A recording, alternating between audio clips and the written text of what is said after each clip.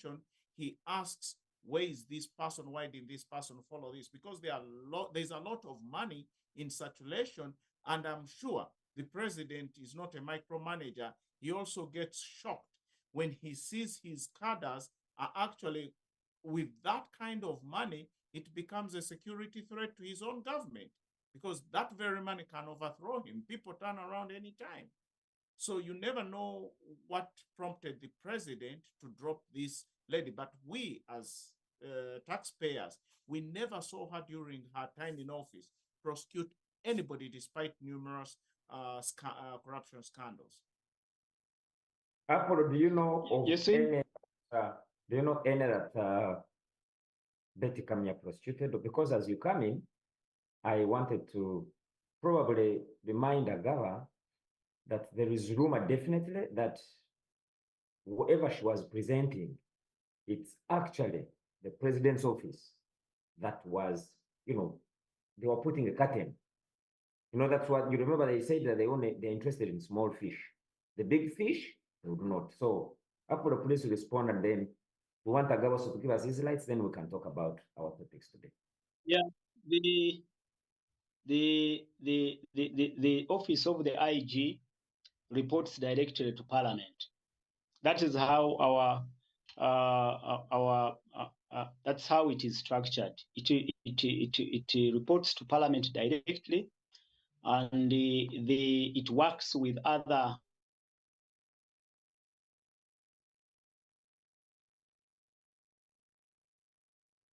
Don't you think we have lost him? Yeah, I think he has. Okay. No, he will find us. So agencies. It has no. I may not. I may not recall any particular individual who was either arrested or on orders of the IGG. But what we all know is that fighting corruption in Uganda is so complex that at one time, her predecessor called Irene Mulyagonja. Yes, Irene Mulyagonja made a serious statement that every time, no, Faith Monda, yes, made a serious statement that every time she chases the thieves, they always hide behind State House. They all run to State House. I think you all are aware about that statement. I'm sure it must have been Faith Monda. So that is how the fight against corruption in Uganda is so complex that the big people, the big fish, are not easy to catch. Even with other agencies, you remember what happened with the Chogam scandal? You remember it? It implicated people of the caliber of Amamba Bazi, Gilbert Bukenya, and others. Mike Mukula, the Gavi scandal, Mike Mukula. But I can tell you, you know what happened with some of the officials like Mike Mukula in the Gavi scandal.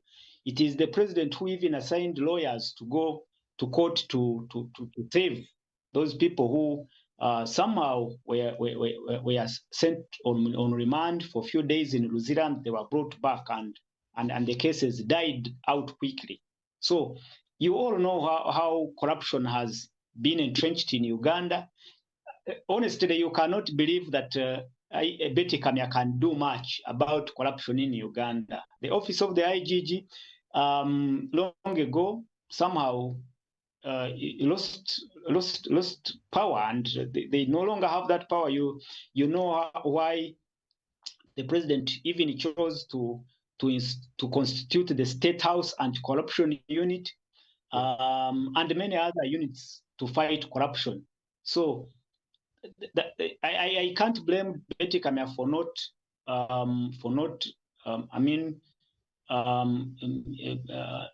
bringing any big official to book. But of course, the office of the IGG has been have been working on cases, many cases. There are many. There are several of them, and some recoveries. Actually, I think even last year, Betty Kamya reported that they made recoveries in amounting to around 9 billion shillings from the thieves in that regard. So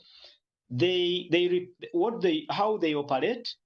If there is a case, if they find out that maybe they have received a complaint, or they found out that there is a case of misuse of office, they usually work with CID and police and other agencies, and eventually they make convictions. They take these people to court, and the convictions are made. There is a whole report. They make a report every year, and if you can go and check it out, it has a list of convictions that the office of the IG has secured.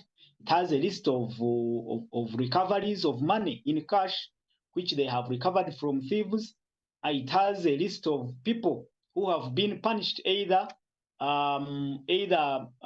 dismissed from offices with disgrace just because they started. So we may not have a particular case that we may talk about and say that Betty Kamya actually worked on this thief, and here he is, but at least they have been supplementing and doing the work of fighting corruption. So how have you recovered money if there is no thief? It's like saying we've gotten money from people. And I don't want to believe that fighting corruption is complex. We make it complex because we've decided to look at patronage. We've patronized government management. You just follow the money. Because you find a government official earning 300,000 Ugandan shillings, has apartments, has businesses everywhere, you simply ask, how did you earn this? Whoever is in the chain, how did they earn this money? Your children, your spouse. If it's a loan, get to the bank.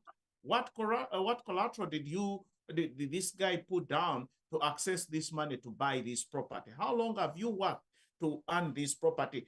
Once we come together, the departments of government that are concerned, and they start asking these questions, like Uganda Revenue Authority, asking questions like, hey, did you pay tax? How long have you, been in this business?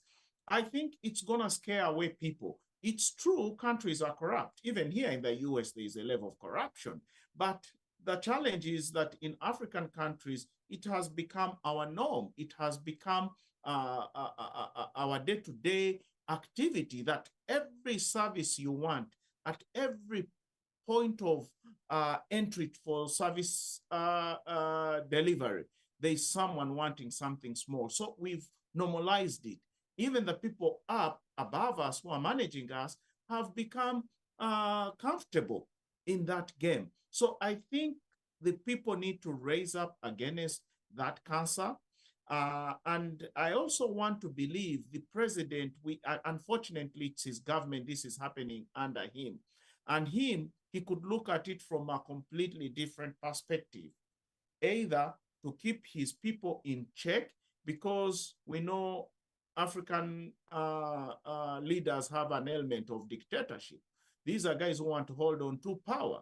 These are guys who will use every tool in the book to check people that I think they want to that could be a threat.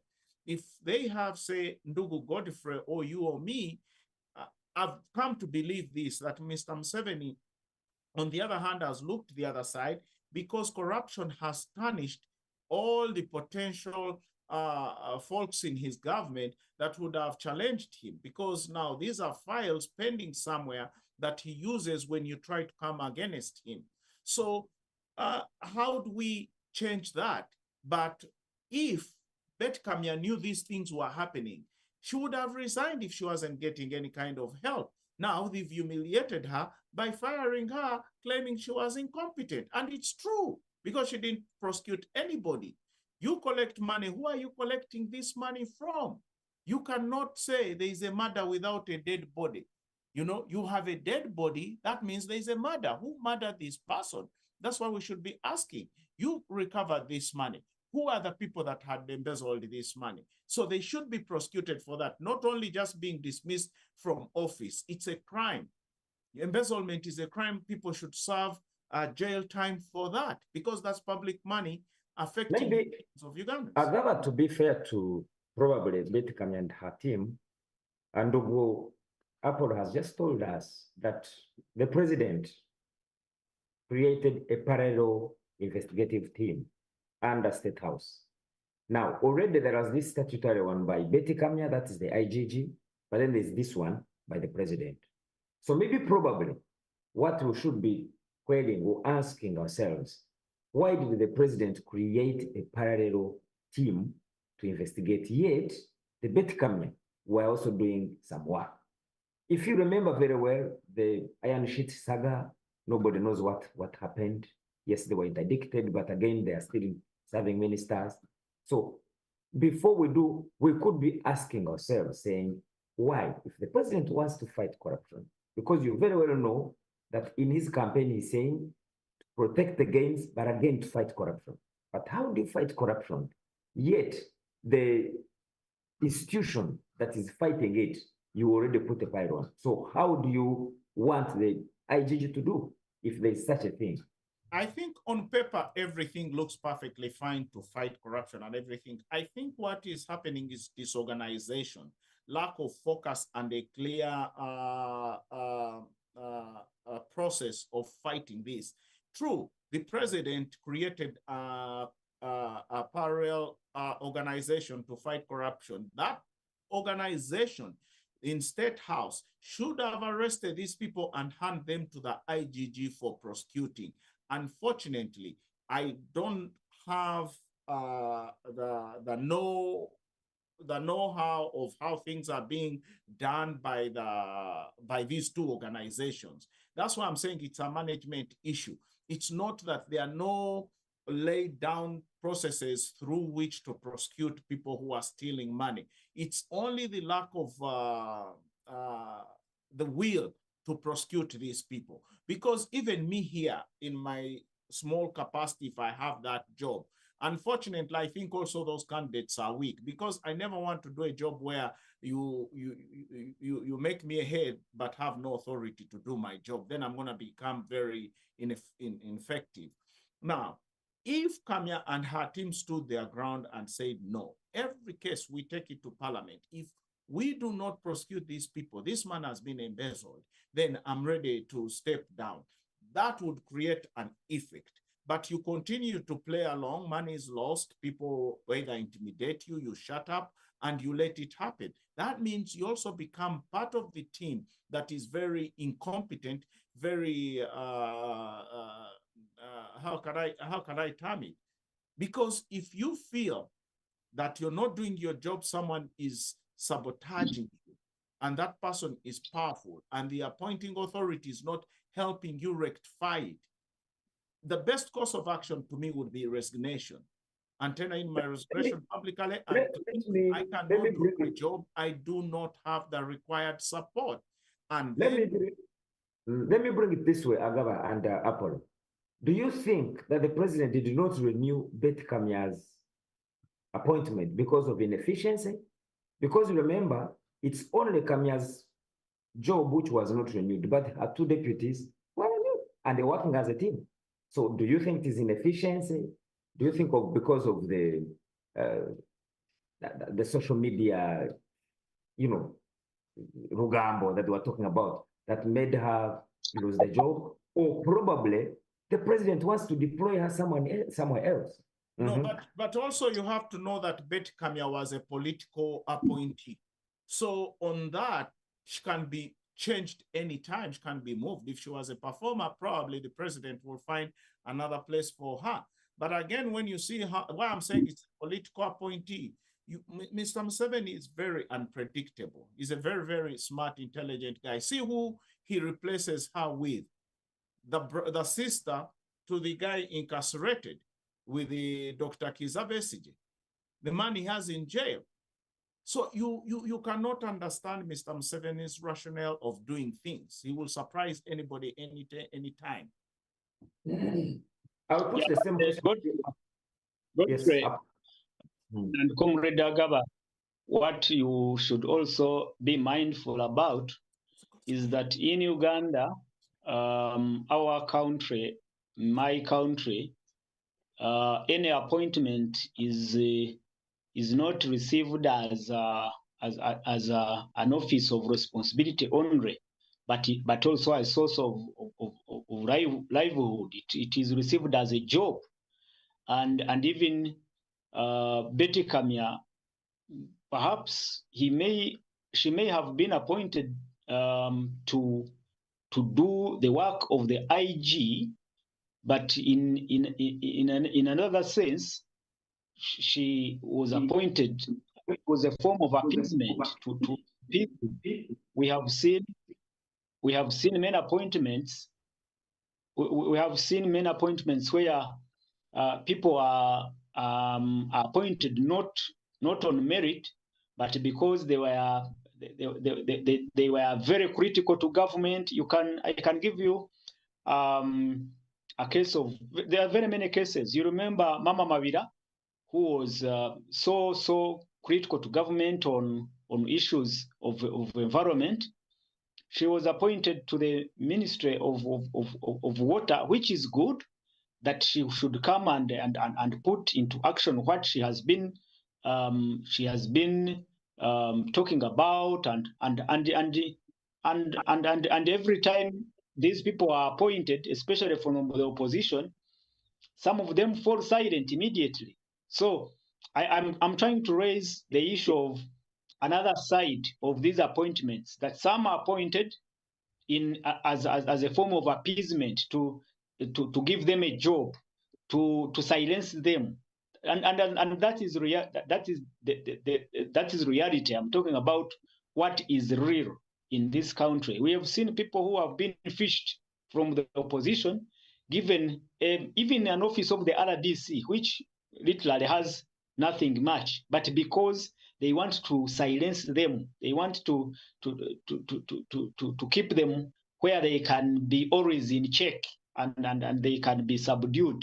So Betty Kamya May, I don't want to say that that she was appointed to have him to silence her, but I also think that you don't expect a presidential appointee to just decline or resign. They may find challenges in executing their mandate, but at most often they look also at the benefit that office brings, because Betty Kamya's office, the IG, receives more than 32 million a month, Uganda shillings a month, and from your side you can understand what that money means if you are a Ugandan here. 32 million and above. Less than yes. $10,000. So that is in Uganda's context, that is a huge paycheck. So that's how things work. But the issue is the office of the IG. Apollo, the question you and Agaba have dodged about Betty Kamya is, do you think that the contract was not renewed because of being inefficient, or the president probably wants to deploy her somewhere else?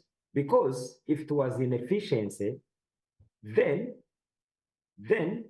we probably could have seen all the deputies go. But they only replaced Kamya, but the two have remained. So I wanted to find out from you, because Agaba has not answered it, from what you hear Godfrey, from the fly on the wall. Yes, please. Ndugu Godfrey, we can only speculate, because these presidential appointments or sackings do not come with an official document or a letter highlighting why the person has been sacked.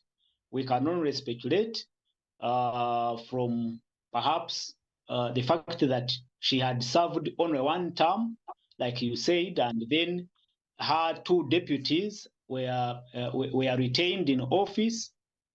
Where you may also suspect that perhaps the president did not like what she was doing, and that's why she was sacked. Okay. Let's leave it at that. I come to you, Agaba. Exactly, that's what I was gonna say, because we don't know why the president made that decision, because why it's a little bit vague and open, like you said, it's the deputies were all left intact. If it was incompetence, then I think they would have also been moved. Yeah, she could have been moved from there for redeployment, or maybe it was non-performance. So we don't know. We leave that to the president and see what that comes of it. But I also see there is a serious purge from the CDF on corruption. Is arresting people, which I think I'm in support of, for mismanagement of public service.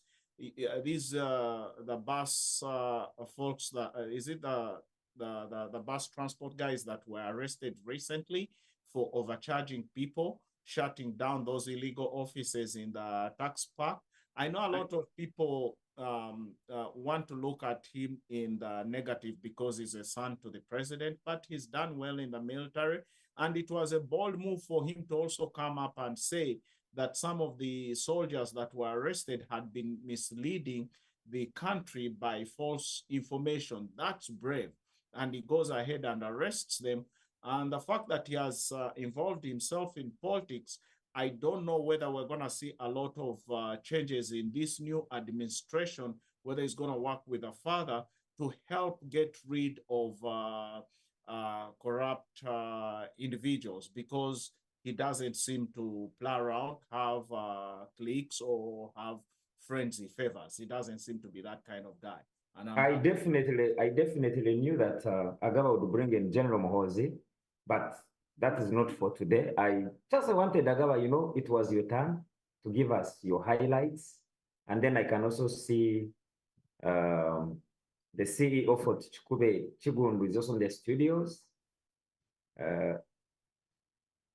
Chigundu, is that your end? Yes, that is my head. Can you, gentlemen, can you hear me? There's something that was that was inside. Please, first greet our viewers, then we'll go to Agaba. Agaba wants to give us the highlights, then I'll come to you, Chigundu. Just yes, good things from you, and then we'll go to Agaba. Just a quick good morning. Sorry I joined late. Mornings on a Saturday can get a little chaotic for me. Greetings to our viewers and to you, gentlemen. I have to tell you that today, allow me to be in the background here because I'm testing the technology. You are live on YouTube. If you look, you check WhatsApp, I sent you that link. Wow. So you are actually live. If you want to share with anybody who wants to keep following the conversation. And I would like to test the feature to be able to make a WhatsApp call if one wants to ask questions or submit. When we are ready for that, let me know. I will turn that on. And you can ask a friend or somebody to call my line, my phone number via WhatsApp, and we'll test that as well. But good to see you. You can display it on the screen, Chugund, if you can. But one thing yes, I will put it up. I do not know whether Agaba and Prince Apollo have seen. What did you smear on your face? I don't understand. Gentlemen, do you see how Chugund is looking like? Is it Nalongo that has done wonders? Agaba, you have the floor. Haven't you seen him on a jogging trail? Haven't you seen him jogging around? He's doing boss, that man, I know when it comes to looking after himself, he does it very well. So Agaba, your turn to give us the highlights very quickly, and then we'll delve into our today's topics. For purposes of Tukikube, Mr. Chigundu joining us, most of them, Ndugu Apollo had given us very good highlights. My only addition was Gaza. We looked at the Ugandan elections and the campaigns, then the Tanzanian elections briefly, and the passing of our elder, Raila Odinga. So those were just the main issues that we had to look at. I think we have enough for the topics today. We'll leave it at that. All right, thank you so much. Chigundu, do you have any highlights Apollo shared with us what is happening in Uganda. Today, I thought our brother would tell us what is happening in Indiana, but he's not telling us. Chubu, you have any highlights in Chicago? I know the temperature is about 36 degrees. Yeah, Chicago. Any news from your friends, the ICE? Anything to tell us today? Chicago has just gotten cold, and I think that's pretty much what is on everybody's mind. It quickly turns. You know, the Windy City, things just turn very cold, and it's never a pleasant thing. Right now, if you could hear my air conditioning just kicks in, it is we're starting to breathe in hot air. And it's never a conducive environment. But in any case, we keep on keeping on. Highlights for me, I have been following this story of sanctions. America turned on another level of sanctioning that has put the Russians on the back foot at this point in time. The question is how is it, in my mind, is how is this going to impact Africa? The immediate effect of these sanctions is that prices are going to start going up because there's going to be many on the African continent have been buying this cheap crude from Russia. Now, if the U.S. cracks down and enforces these sanctions and everybody gets afraid of buying that oil, prices are going to go up on the African continent because now we have to look for alternative sources. Are we ready to exploit the opportunity? Maybe the Nigerians are, because they have Mr. Dangote turned up a refinery, and maybe demand for that Nigerian oil could go up, and when prices go up as a result, as expected, I think they started spiking already. The Nigerians may be in position to benefit from this round of sanctioning.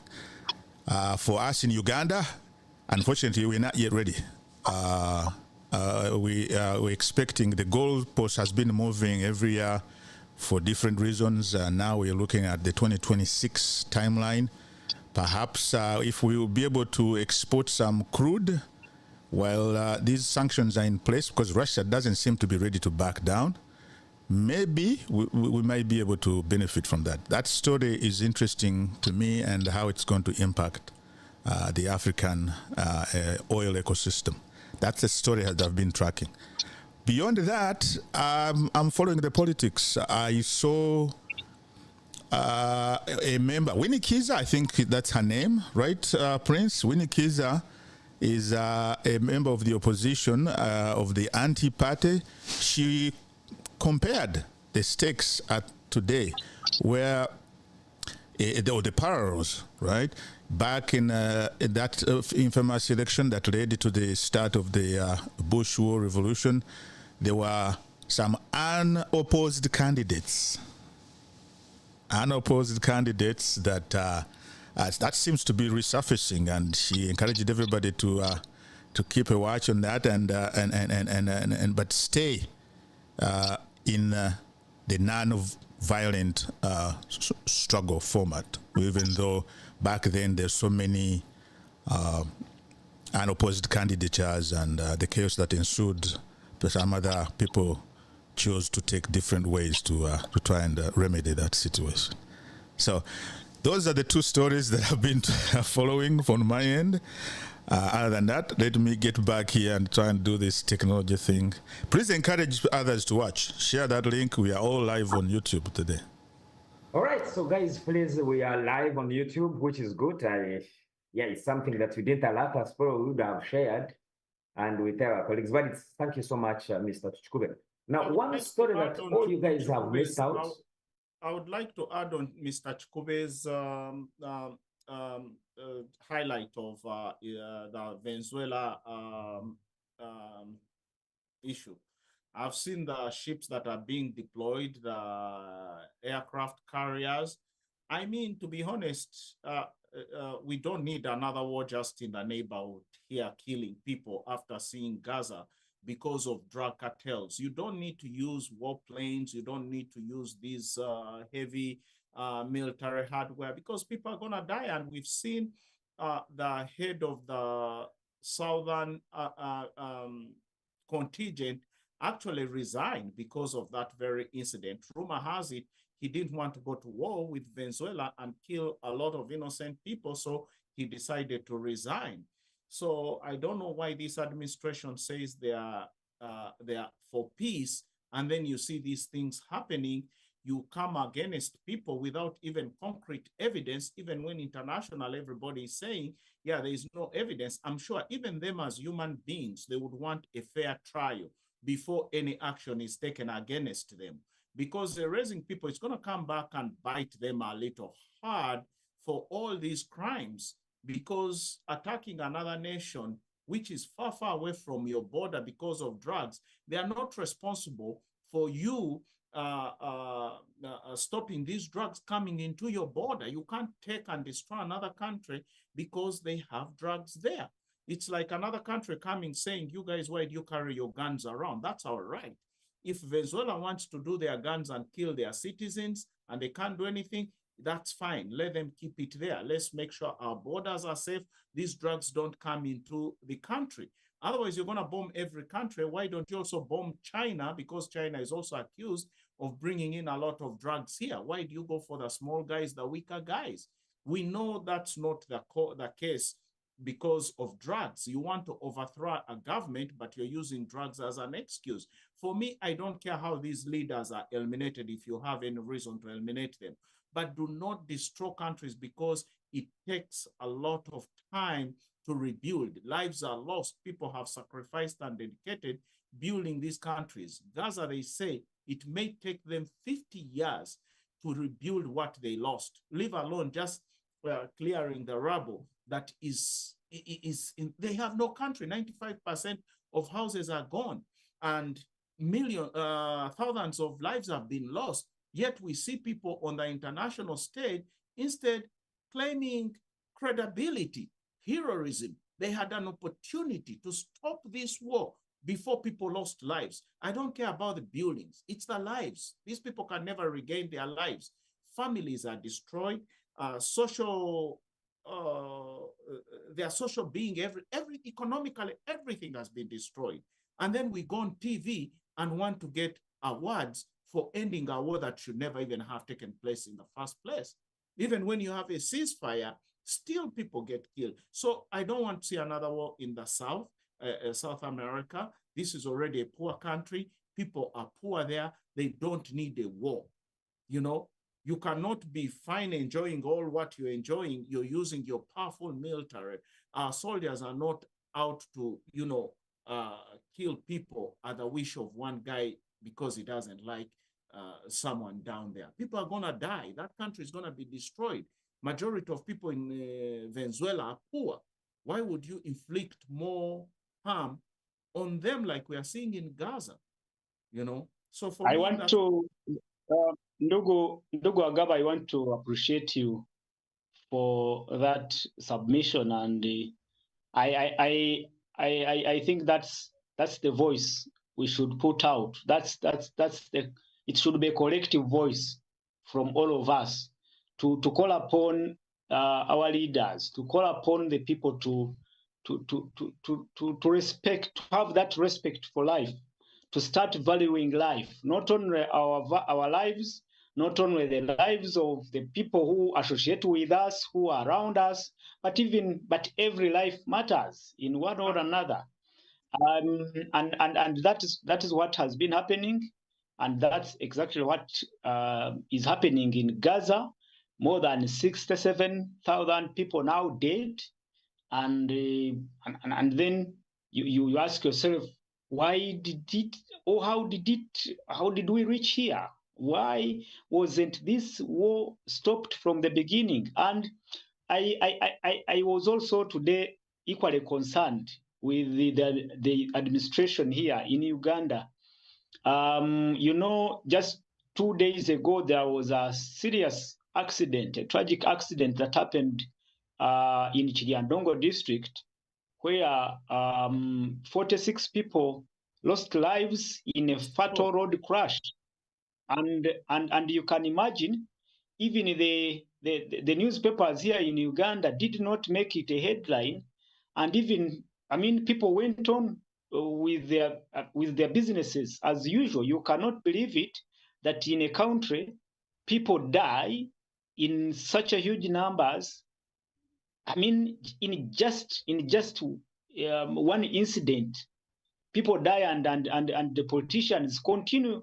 I mean, with their political activities as usual. They do not care. Only what we heard from the head of state is sending 5 million condolences to every family that lost their person or relative in that accident, and 1 million to the survivors who are injured on treatment in hospitals and health facilities.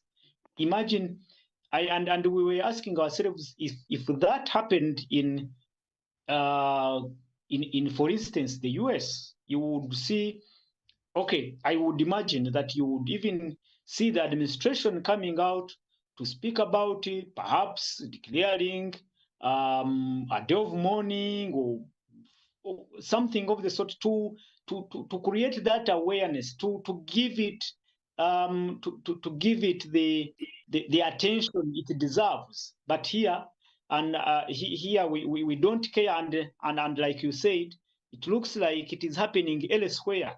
Globally, people are losing, are disregarding value. I mean, life. They have less respect for life. People can die. A genocide is happening in Gaza, and well, there have been some voices, but you see that even the leadership, actually the people who matter in this sense, do not care. So I implore you and everyone watching and listening that we should raise our voices, especially on issues that involve loss of lives. Thank you very much, gentlemen. Of course, this is going to be a little hard. I'm a Catholic, but I'm growing every day to disrespect the church and these human rights activists who have all shut up in the face of what is happening in Gaza. I've not heard the Pope speak up to defend people in Gaza. I've not heard people stand up, bishops here, to speak against what has happened here, or even immigrants here who are being treated like animals. This is the most powerful nation, the most beautiful nation. Majority of Americans don't support what is happening, but to see that the people who claim to be at the forefront of humanity, spiritual life, everything just quiet, not standing up against people, but they will go to church at the end of the day, preach to the people the love of Jesus, when actually what is happening in the world, it contradicts what Jesus told. That's why I don't want to go to church anymore, to sit and listen to hypocrites collect money. Before you give up on church, I think the argument that they usually make is that... No, I have my relationship with God. I can kneel down and pray to God. I don't need to go to a man. Agaba, you don't want that information in front of me to tell me God is great. When you don't want that information from coming out to speak. Agaba, there's information from Chigundo. I got a little bit touched when I felt like he's almost given up on going to church, but I'm glad he's not given up on that. He still has a relationship with God. But the argument they make on that side usually is that there's a difference between advocacy and activism. They may be doing advocacy through diplomatic channels and other ways, in ways that may not be highly visible, like an activist would do, but they are still voicing up. The Pope has used the opportunity whenever he can to call on these leaders, to call on the stakeholders to try and resolve these conflicts. I don't think he's been quiet. But in any case, in the case of Uganda, this bus tragedy, I was pleased to see international media actually, through their ratings, right. And that was, usually we don't get any coverage outside of, outside of Africa, generally, when tragedies like this happen. But for this to have gotten some attention from some of these, like Al Jazeera, I think the BBC and others, I was quite pleased to see that happened. Anyway, we move on. All right. So thank you very much, friends. I wanted us to, go away from this. I know human rights is something very important, but all we have to do, Agaba, is once you say you're a Catholic, that's good enough. We know that church and other stakeholders, but you see, this war is not something that, you know, may end tomorrow. We need all the collective efforts. Let's talk about it. Probably we'll get justice one day. Why I was so passionate about that, I think as human beings, Rwanda happened in our midst. It's a modern occurrence that happened in recent times. I thought the world would have learned from that. And if what happened in Gaza had happened elsewhere, would have seen all these Western powers step in to prevent that kind of carnage. When Gaddafi, people came up against Gaddafi, we saw the Western countries coming in, even stopping African leaders from going to Libya to negotiate with Gaddafi, because the Western countries that are involved to back up Israel is acting with impunity. It's like there is no world order anymore. So do you think the rest of the world is happy? When you say something, they say that's anti-Semitism. I don't care what people term it. For me, what I care about is human life. I'm a father. I'm a human being. I don't want to see someone who has nothing to do with the decisions that are being made by the powers be affecting people's lives. I want people to, that's what we all advocate for. It doesn't make sense for us to come on TV or radio, wherever, or papers and talk about human rights and all that, when actually we have the ability to say something to those that are causing this to stop. There is a better way. In Venezuela, why doesn't the administration here go sit down with the Venezuelan government and say, this is what we need to do, we need to go against this, than preparing all this hardware, scare people, and about to go to war with, and bombing people at sea, not even sure whether they have drugs or not, because maybe you have some intelligence. Arrest these people. US has the capacity to go on that water, arrest these people without actually bombing and killing them without any due process. That's not the way the world should be operating. America is the leader, the free world, the leader of the world. We have the capacity to go anywhere and arrest people without massively affecting people. We have that capacity. Agaba, your point is good. Let's keep, looking for dialogue. We hope that all will be the best. So one thing I wanted to say that for me caught my eye, and I wanted a comment on each one of you. Paul Biya, the president of Cameroon, won elections again, much as they're being contested. 92 years, he won elections. And you must have seen him being helped, and if you followed it. So I wanted a comment on each one of you, and then we shall just quickly go to, the just finished nominations of MPs in Uganda.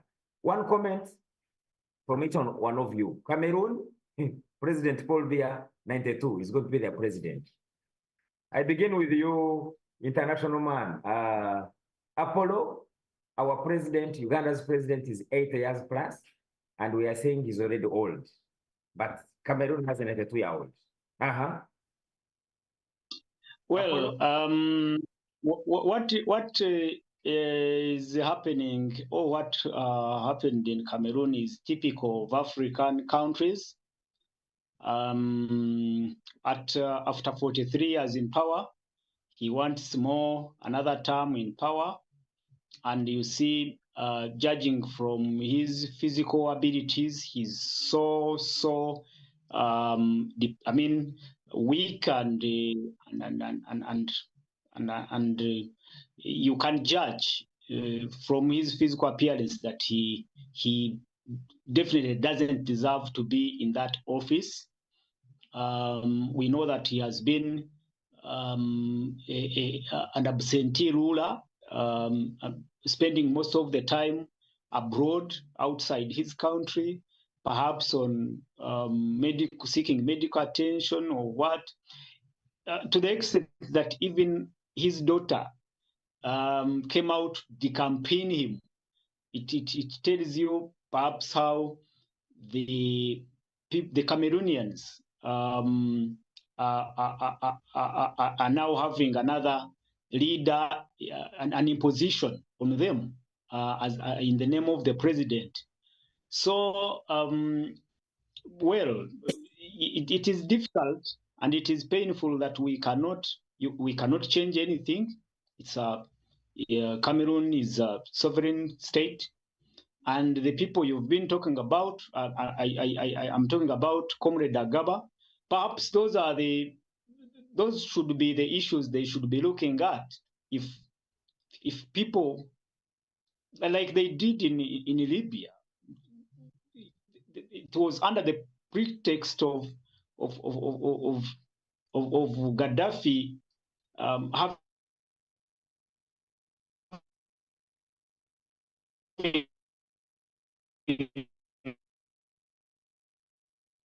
Comrade Agaba, Comrade Apollo, we must have lost you, but Agaba, now you can comment as Apollo comes again.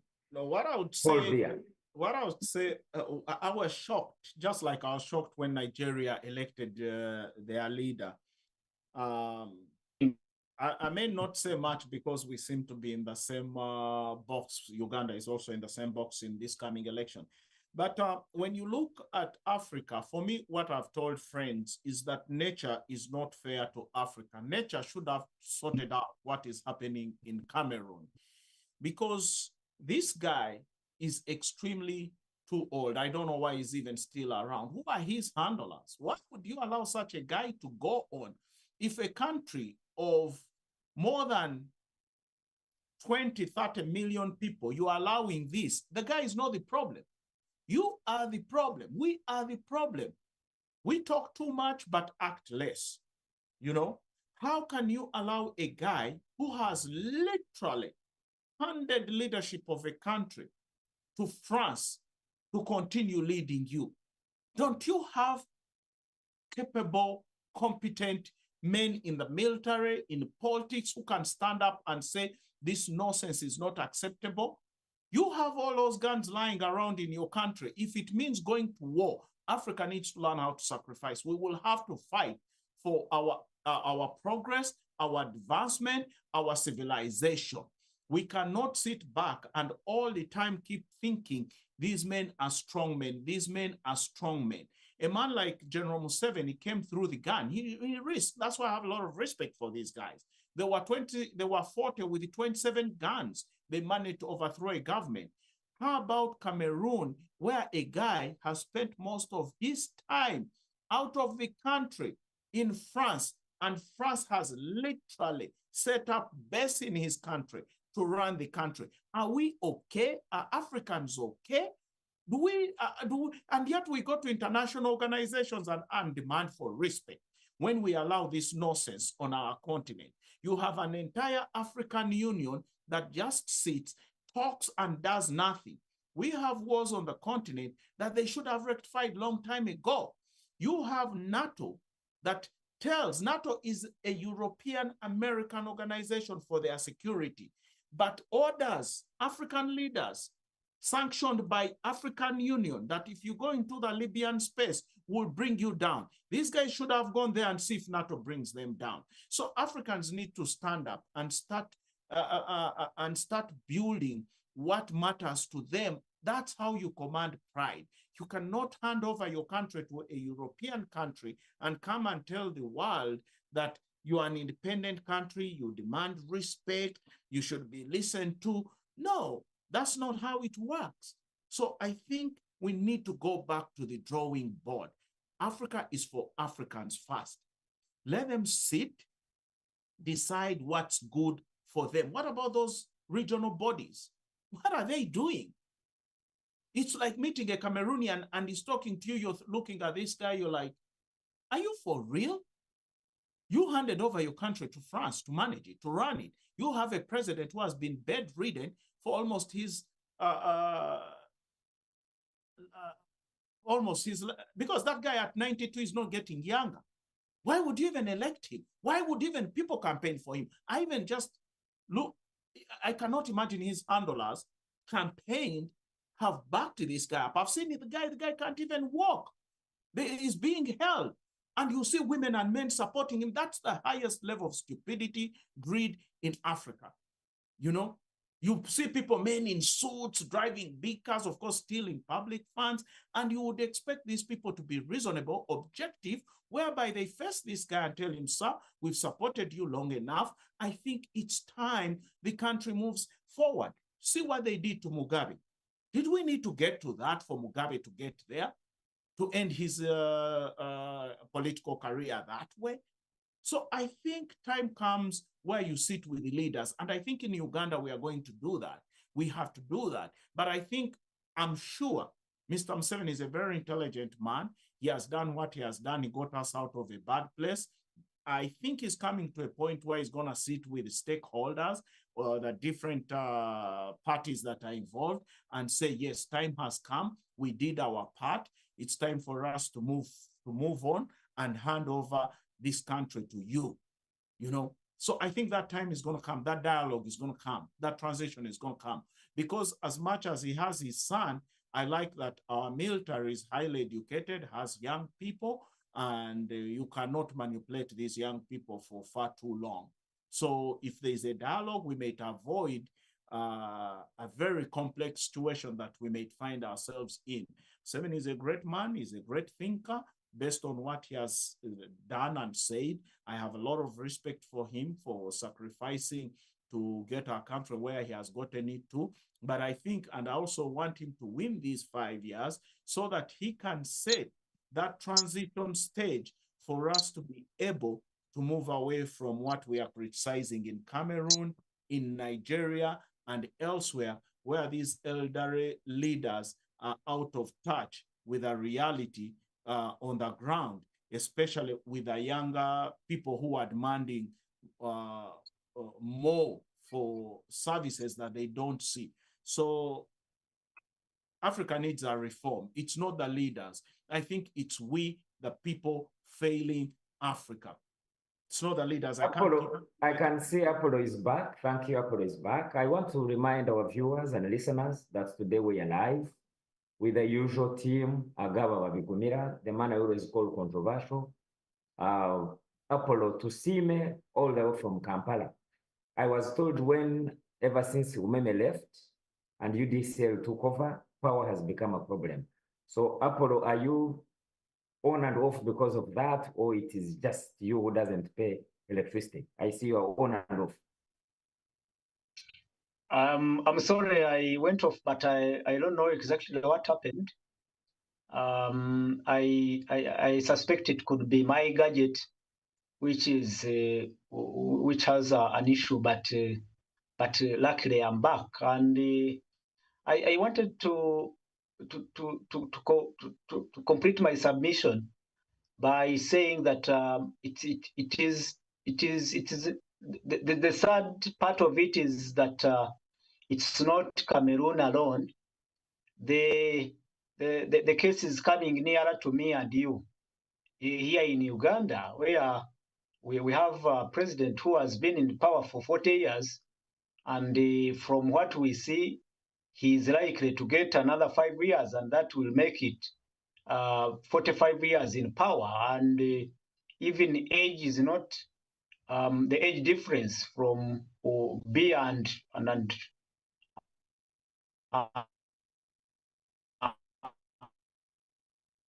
Mr. Museveni is so, because Bia is 92 and Museveni is 81.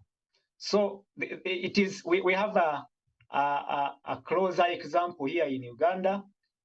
Perhaps the difference may be that the one in Cameroon, the subject is weak, and President Museveni is to a larger extent still in good shape, and it's not so good. Only that we don't have much we can change. There is not much we can change about that.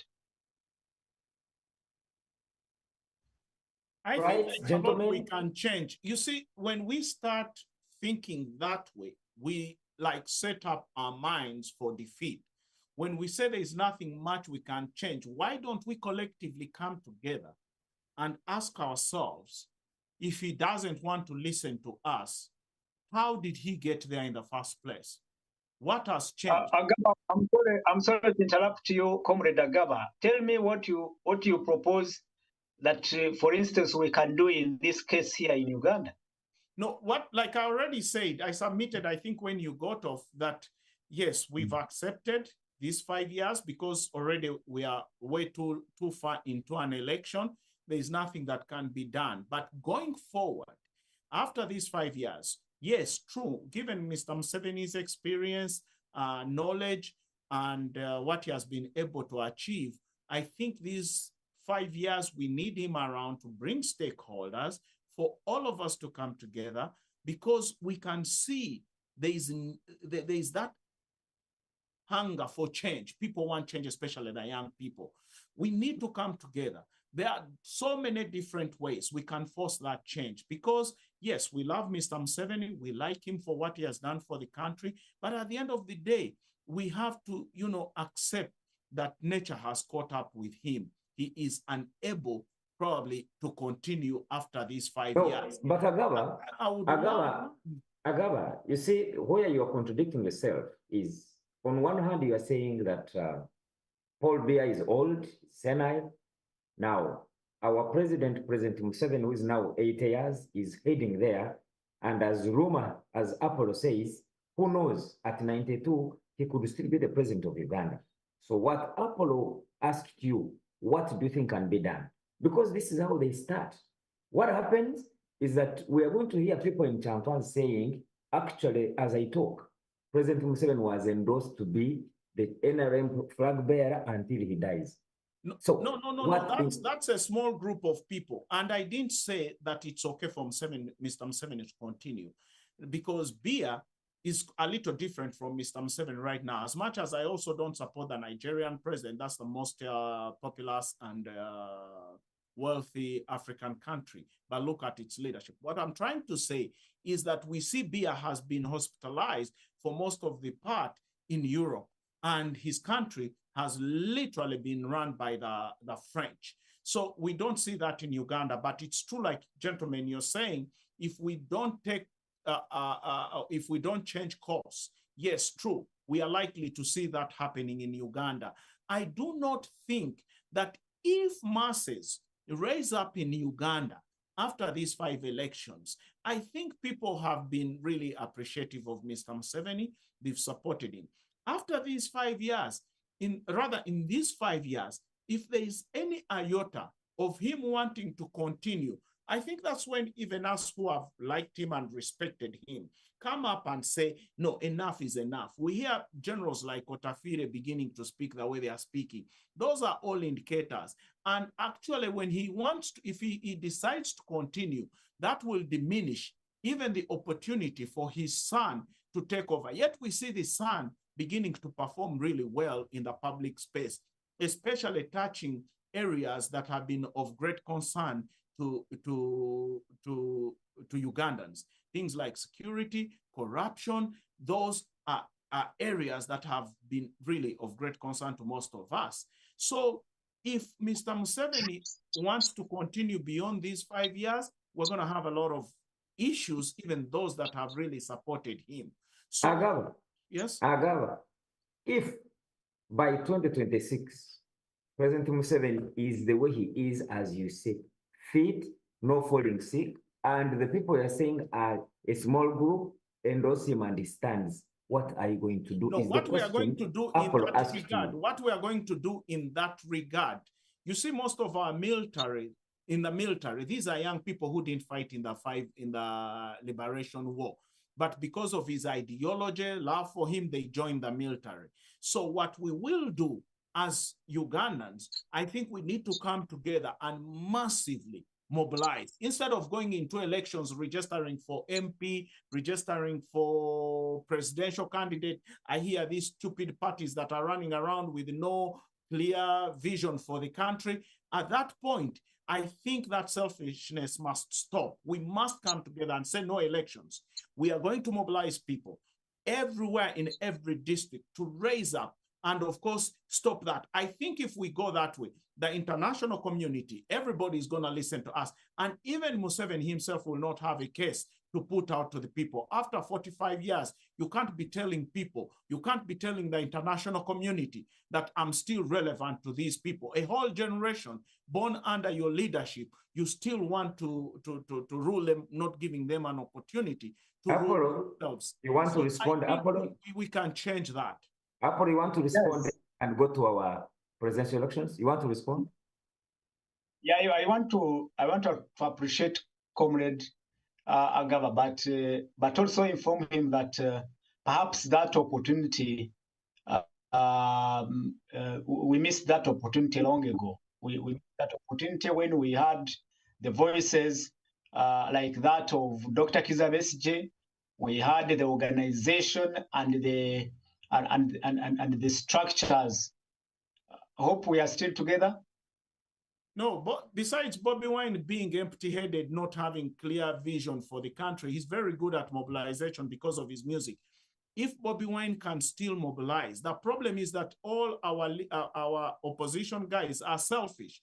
I don't know why Mugisha Muntu runs independent, why Bobby Wine wants to have his own party, Munyagwa his own party, then DF. If these guys could come together and sit around the table, they have very good candidates amongst them, but because of that divide, they've weakened themselves. And people... Lugu Agaba, that's my point. I was saying we had that opportunity when the opposition were speaking with one voice. You remember when the likes of Ogenga Latigo, Miriam Matembe, Amanya Mushega, and all those big name politicians were speaking the same language until a point or a time when President Museveni learned the art of manipulating them, and each one now is running to him. The likes of Norbert Mao, who used to speak, and you could hear their voices reverberate across the corners of this country, are now dining with Mr. Museveni. And that is why now Dr. Kizza Besigye, who had that voice, that power of Raila Odinga to mobilize the masses, is now in prison, and life is going on as usual. I cannot see that happening again, because I am one of those people who think that actually Dr. Kizza Besigye has sacrificed all he had for this country, and we have not appreciated him in one or another. The man is in prison for almost a year without trial, and business is going on as usual. The opposition are jumping around the country in pretense of opposing Mr. Museveni, in pretense of taking Ugandans to a new Uganda. Can you believe it? So let me ask, where did those voices go? The voices are still there. It's because of that divide. The voices are there. Okay, when Besigye was there, by then Bobby Wine was in his music. When Bobby Wine came onto the scene, Besigye was kicked on the sides. So there will always be new players coming up. The only thing, Ndugu Apollo, we have to have is a strategy, is a clear message, a clear vision where we want to go, communicate it early enough so that the president and his handlers know. Mr. Museveni is not a killer. If people massively come onto the streets and Mr. Museveni is very good at gauging. I don't think Mr. Museveni will order his soldiers kill people massively. He's not about to do that at his age. No.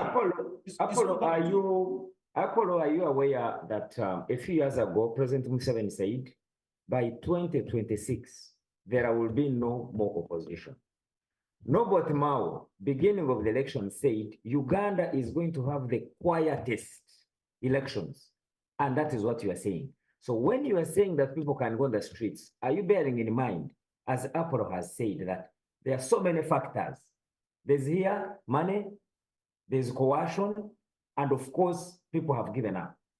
So when you say that people are going to go on the streets, I don't know where you're getting that from, Agaba.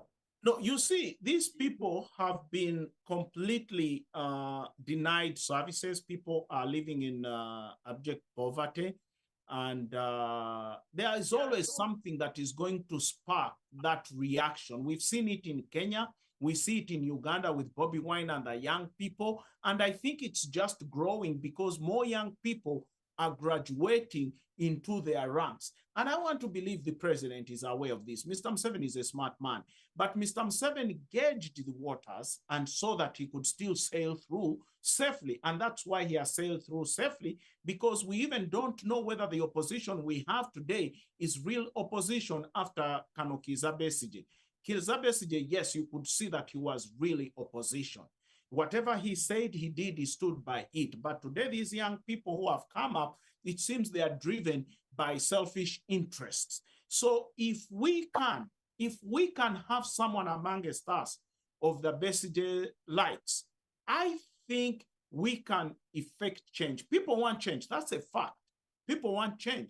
But who galvanizes them to march to streets without them taking up arms against Mr. Museveni's government, because we don't want to see people dying, because we also don't know in the police, in the military, whether they also want change, but just because they don't have space to speak. The majority may want change. But how do we mobilize ourselves and say, listen, we don't want to kill each other. We don't want another war to destroy the gains that we've made as a country. If Mr. Museveni does not see that and see his age, for us to celebrate him, to thank him and his men that liberated our country, then it's going to put us in a very difficult situation where we're going to try to find other means. And I do not want to sit here and tell other Ugandans that we can't, when my father, alongside the Musevenis, picked up arms even when they didn't know they would come back home and went and brought that change. So why can't we, the new generation, do the same? Why would we think that it was last with Mr. Museveni? We can't do it. We can't do it. It's sacrifice. We have to sacrifice for our country. Agaba, the new generation, the old generation, you are all aware, Apollo and Agaba, that we're in the third week for the presidential elections.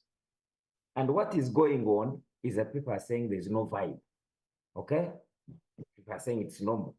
Last time when we met, Apollo, you predicted that they are going to remain peaceful.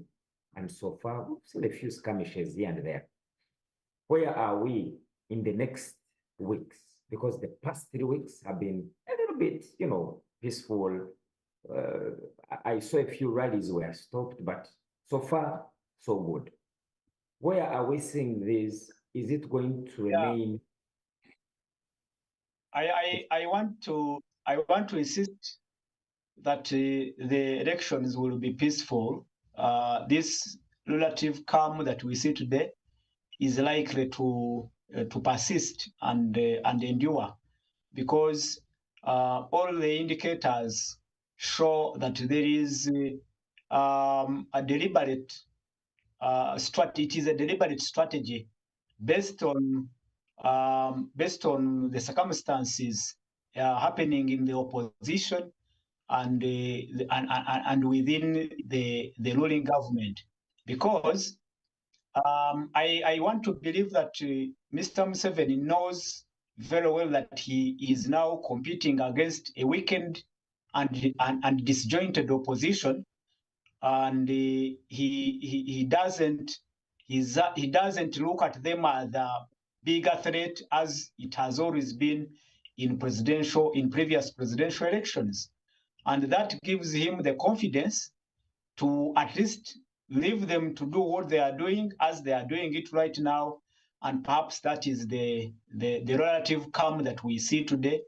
And I can continue to predict that this will endure, and we may have a few incidents, perhaps from these overzealous RDCs or DPCs who do not know the consequences of their actions, or who choose to ignore the consequences of their actions because they want to be seen as working, but these will not. I mean, it won't take it won't go to the level of what we saw in 2021 when more than 54 people died, and not dying of anything but dying of bullets from government guns, and being held by the military that are paid by taxpayers. So I see it good, and that is why I said in the beginning, for us who want our country safe, who want to live in a peaceful country, we pray for this peace to prevail. No, we don't have to pray. We have to work for it. Have you seen what's happening in Tanzania? You cannot believe in an election that Uganda is looked at as more stable than what is happening in Tanzania. I'm told that lady, what she's doing to journalists, opposition, anybody who criticizes the security forces, our handlers are really hard. Yeah, but guys, Agaba, is it any different from Uganda? Because I think it has also gone the Ugandan way. You could be right. I see Tanzania has gone the Ugandan way. Kenya was like that. So is it? I don't know. Either they are modeling their kind of politics, democracy based off their godfather, or it's because of the emergency. I'm sorry to interrupt you, but it started in Rwanda. The godfather, it started with a godfather, then when of course it came before the rest. But what we are seeing, what I'm asking myself, is it the godfather pyramid, or it's the Gen Z that are demanding for a change in leadership? Because most of the leadership in East Africa today, these are leaders that most of the young people were born when these guys were in power, and they are like, you know what, we want to start seeing change, because according to service delivery, our people still look at our leaders still look at service delivery from a traditional perspective. This oppression, you can't do this, you can't do that. So the young people are wanting someone who's going to resonate with them. You know, that's why you see, despite whatever Bobby Wine does, because Bobby Wine cannot sit in any interview and ask him a question of governance, and he gives you a clear answer that this is what I'm going to do. I saw him in a park. The guy was talking about history, Museveni, Stalin with a chicken. Ugandans want to hear in our park, how are you going to build their roads, improve education, get them electricity, so that their small businesses can, you know, they can support their small businesses. How do they access small soft loans? How are you going to reform the Electoral Commission, ensure Parliament is lean with the quality? Yeah, but you see, Agaba, to be fair also to the Bobby Wine team, how do you go to a patch and you start talking about Parliament? So, I mean, you gauge the mood, and that's the message you give. Do people in our park elect members of Parliament? Why not? They do. So if they do, they want to know, they should know the role of a leader in Parliament, what they do. Because if laws are not well made in their interest, they're still going to lose out. I'm still... should know. Did he say should know? We would think that we all realize that even in our education system, we no longer have civic education as part of the curriculum. So I will be surprised at the curriculum. So people really don't know. Should they? Yes. Do they? No. And that could be partly by design by those who are governing them today, to keep them uninformed so that they can continue to rule. Should they? Yeah. Do they know? I don't think so. Yeah, why I say this, Temuju Nganda, after nomination, he highlighted that, and he put a lot of emphasis on that. He said that the people that they sent to Parliament should understand the role of Parliament. Failure to do that, then you failed. Then the guy of Mitiana, a noob guy who didn't get a card, actually further did even further and said, guys, you're going to bring someone to Parliament. There are committees you have to have a certain level of education. Let's forget about this, that it's not English. The guy spoke about accounts. He said you have to understand the ledger. How much money went out? How much money came in? How did it get out? If you're not educated and you're talking of your Uganda, you're not going to go sit on a trade committee looking at these numbers and you think you're going to speak your Uganda. It's not going to happen. Because I've had people come up with that argument, no, it's not Luganda, we speak Luganda, it's Parliament. But when you get to Parliament, there are going to be some technical areas, especially on committees. If you're on foreign affairs, you're going to be looking at decisions your country is making in regard to other countries. If you sit on defense, you have to understand international law, how does the military work.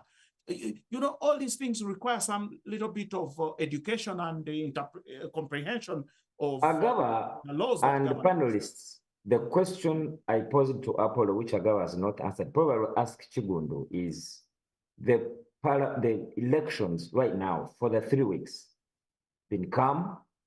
What is, because last time we had predicted, where are you guys seeing? Where are we going? Are we going to look at it in the calm way? Do you think something is going to spark and we shall go to Agende? Where are we? Is what I am looking at, and then we can move on. Chigundu, do you have any answer? Agaba, you dodged it.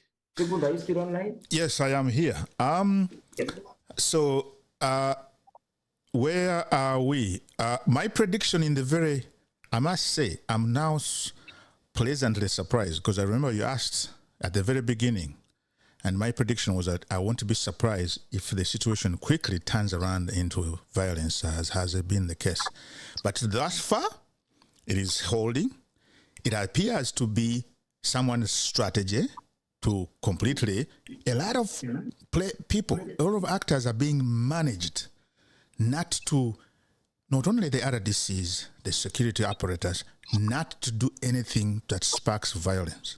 So it appears to have been a deliberate strategy. It is the right thing to do, whatever the motivation is. It is the right thing to do. This is what it should be. And now I'm open to believing and hoping that we might see a non-violent election, and whether it is going to be the free will of the people, it is hard to say that, because how can one move from one district to another, 3 districts within a space of a day? And with some disruptions here, diversions, get off this highway and go hit the tarmac, go through the muddy roads, and by the time you get to your predicted destination or pre-scheduled destination, you're out of time. You can't campaign. As a result, we might either people are going to vote because they don't have enough information about the other candidates, and it is going to be judged as having been the will of the people simply because maybe they are uninformed. It goes back to the other point that I was making to Comrade Agaba, which is we have a situation where the population does not know much about the processes, what the MPs do. It's lack of civic education. Was it by design, or are we challenged by resources and other and I don't know, but that's where we are. The population does not really know much, so they're going to vote based on who either comes in front of them, reaches them, gives them something, or whatever they are told. Their leaders, their influencers tell them vote so and so, and that's who they're going to vote. They don't take in messages and other things into consideration. They don't. So that's where we are at. I hope I answered your question. You did, but Apollo, you are on the ground. Is it true that the Ugandan voters, these people I see following the presidential candidates, do not really know the message? Are they following sheepishly, as Shugun is telling us? You on the ground, what do you think? Why do we see these massive crowds? Bob Wine's rallies, Museveni's rallies. We see so many people. You want to say these people really don't know what they are doing? I said it the last time we were here, that in Uganda, we do not care about the message the candidates are putting out. We have our own reasons as to why we follow politicians.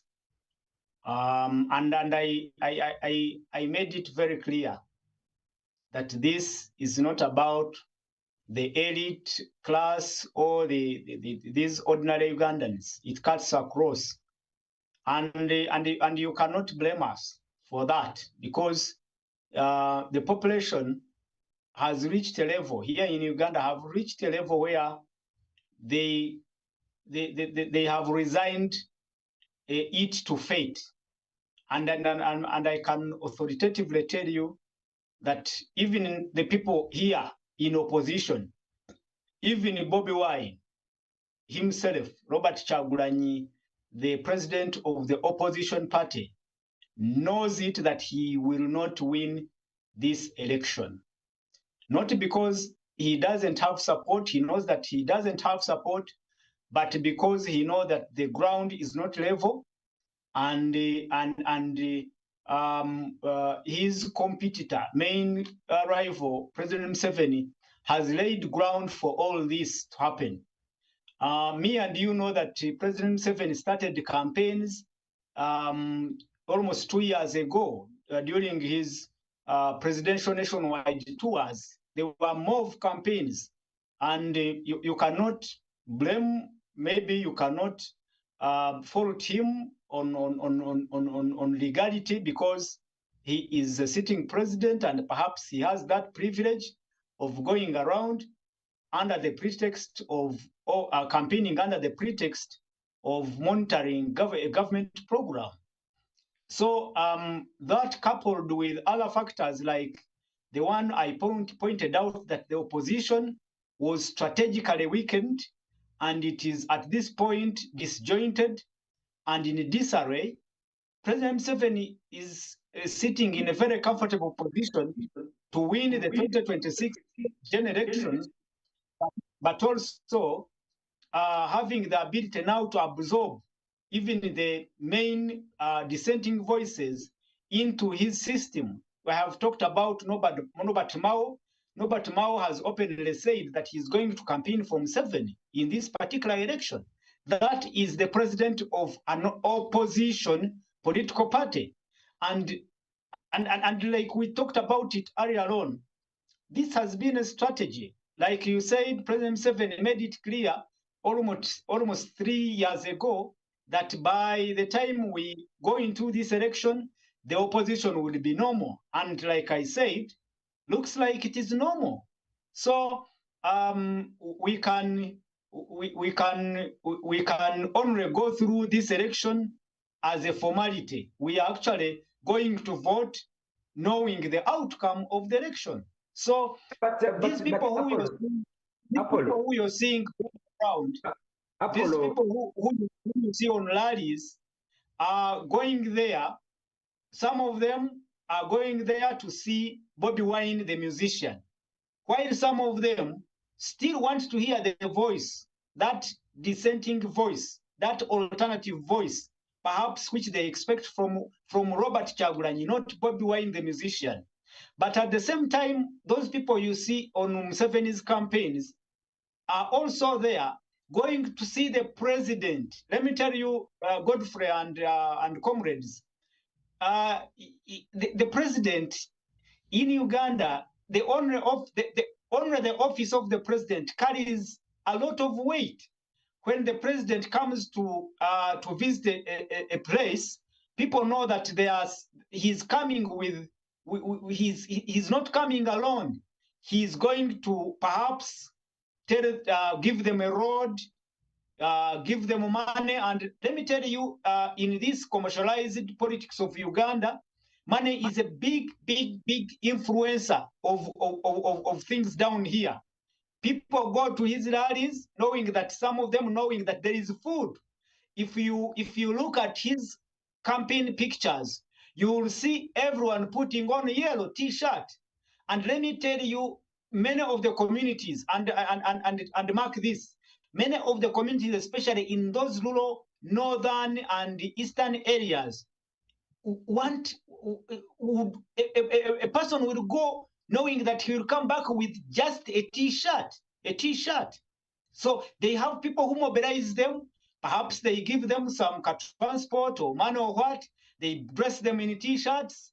and you cannot say that that is support. That support is not organic. I can tell you, Comrade Babigumira, Comrade Agaba, this support that we see on both sides is not organic support. It is influenced by certain factors. Yeah, I hear you. Mr. Agaba, you muted yourself, but and yes, I see Godfrey. Agaba, please unmute yourself. You are saying something as Chubun comes in. Okay. I was saying that I agree with Ndugu Apollo, because when I was watching Bobby Wine in our park, I could see that he spoke, people were quiet throughout. But at the end, when he started singing, you could see how excited the crowd was, clapping, everybody was happy. Yes, I agree these crowds are not organic. These crowds come expecting something in return. There are people who have never seen these personalities. Even Bobby said it, that you guys see me on radio, hear me singing. I'm also like you. I go through the same kind of struggles like you, which I think a lot of people don't want to believe, looking at Bobby's house, his lifestyle, how he lives his life. Bobby does not resonate with the people that are struggling. Bobby, actually, if you put Mujisha Muntu there, a former Army commander, by then he was Army commander equivalent to a CDF today, and Bobby Wine is more affluent than the former CDF. So when Bobby Wine says we are poor, we are being arrested, we are doing this and that, people may, yes, it's true, people are having these struggles, but him as an individual is not part of those struggles because of his lifestyle. You can't tell people we are being harassed by a government that gives you a bulletproof car, a government that has let you collect money from where you've collected money from. You fly out of the country, come back whenever you want to come back, have bought cruises in the US, you're in South Africa, London performing, you come back to the country despite abusing the country. It's true there are people that have been arrested. Every government is going to arrest individuals on certain charges. Sometimes they are trumped up charges. But you as an individual, Bobby, and your top guys, you're almost equally living like guys in Museveni's government with impunity. You treat your fellow colleagues in a party the way you want. No democracy. You sit and say, we vetted. This is what we chose. You have taken people's money. No one is arresting you. We've seen people in Bushenyi returning the party cards. I think also in the north, some people returned the party cards. They didn't want to contest. So what Apollo is saying, that people go to see personalities. People have not seen Mr. Museveni. Oh, the president, let's go see him. Because if Bobby was in our park, attracted that crowd, Museveni goes to our park and creates and attracts the same crowd, because you cannot bring thousands and thousands of people from outside. People keep saying Museveni ferries these supporters in buses and the rest. If I don't like Museveni, I'm not going into his bus. The fact that I go there, I like him. So that's already a vote. Whether that crowd is big or small, that's still his voter. He ferries them, then that's fine. That's still his voters. So like this Ndugu Apollo has said, the crowd should not be the benchmark for who is going to win or translate into votes. People just come to, see personalities. Oh, that's the musician, Bobby Wine. Oh, wow. They will just listen to anything he wants to say, and they're not listening to content. They are just looking at personalities. That's why you see some of these crowds some of these candidates don't even have crowds, because people don't even know them. When Museveni comes, the president is coming with money, is going to give people envelopes, there are t-shirts, there's food, there's all that. People are idle, and that should let me finish this. Let me finish this, then you come in. This should worry us. If you see on a Tuesday, Museveni or Bobby Wine can attract thousands and thousands of people on a Tuesday during the day, Wednesday, Friday. The question is, what do these people do? Don't they have an economic activity? Why would they leave their economic activities to come to these rallies that are within the week? That's something that we should also look into, because that translates into the unemployment, question, do these people have something to do? Because these rallies are running throughout the week, and you see these crowds running around young people in the street, and you're like, what do they do for a living? How do they leave work to come here for all these hours? Who are they? All self-employed? So those are even actually more questions than who attracts bigger crowds. You can go ahead. Okay, maybe Apollo has an answer. And Apollo, now that Agaba raises it, and you're on the ground, I have also been looking at the crowds with the President Museveni, let's just talk about the two candidates. What happens if the elections are over, and where do these youth go? Exactly. That's a question. Probably. Okay. Are these youth going to be, are they going to be integrated into, because for the next 3 months, they're going to be moving, some of them are going to be with the candidates. But what happens? Are we not on a time bomb? Yes, Apple. That's true. That's a good question. You see, Comrade Agaba and colleagues, to answer that question, we also have to understand who these people are. And like you said, majority of them are youth. But how do they also come to be part of these crowds? One thing I did not tell you is that for the case of President Museveni, and that one I know it for a fact, that he has people on the ground who are deployed specifically for mobilizing these youth. You know that the NRM structure during this election, all they do is mobilize people, come to these events, and perhaps convince their boss, President Museveni, that we have support, we can influence the masses, and perhaps hoping that they will receive appointments just because they are mobilizers. That is it. You saw when he was going to Adijuma, that Western Nile region, the advanced team of Honorable Hamson Obua, the Speaker of Parliament, and others from the region, Fiona Nyamutoro and others. They were massively mobilizing, and these people, when they are mobilizing, you can't rule out the fact that they even give money to these people to come and attend these events. So that is a fact that he has a team on the ground, starting from the RDCs, that machinery of RDCs, NRM leaders from the grassroots up to the highest level, because you have seen the second vice chairperson female, Right Honorable Anita Mong, leading these mobilization teams as an advance team before the president visits these places. So their main purpose is to mobilize these people so that when the president arrives, he finds people there. So that is something I wanted to put across. But you asked me a question: where will these people go? Well, whenever the rally comes to an end, these people have to go back to their poverty, have to go back to their problems, and that is the end.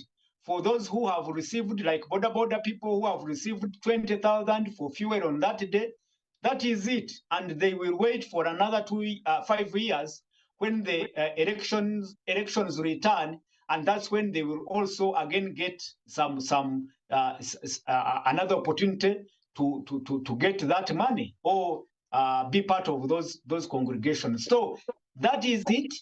Perhaps one thing before you get me off. One thing is that President Museveni this time around is giving out money. That is a fact. He's giving out money, and money in billions. And he's giving out money to groups You have heard of border circles. You have heard of circles of veterans. You have heard of circles of all kinds of groups. So somehow, some of them will benefit from this campaign period. But again, the issue of corruption, in the end, you'll hear that these billions which were given out to these ghettos, the ghetto boys, manya ghetto groups, you will find, you'll hear that their leaders are being hunted for stealing these monies, or the people themselves who were given the money to deliver to these ghetto structures are the ones who even stole the money. So that is it. The fact is that the people are poor, the majority of the youth are unemployed, but again, after the elections, they will go back to their unemployment and to their sufferings. Okay, all right. So Agaba, just 1 minute, a quick one, and then I just wanted us, because we are concluding, I wanted us to finish with the parliamentary elections. So just 1 minute to conclude, and then we can go to the parliamentary elections. What I was saying, what Ndugu Apollo said in regard to what you asked, which is a very valid question, that is this a time bomb? This is exactly what I was saying, that a lot of these young people are doing nothing. When that moment comes and we don't get our act together, these people are likely to be mobilized because there is no monopoly of funds. You see, there are a lot of people who would want to see change. Some of us are in the diaspora. Yes, we love our government. We want to work with our government to see how best we can improve our people's lives.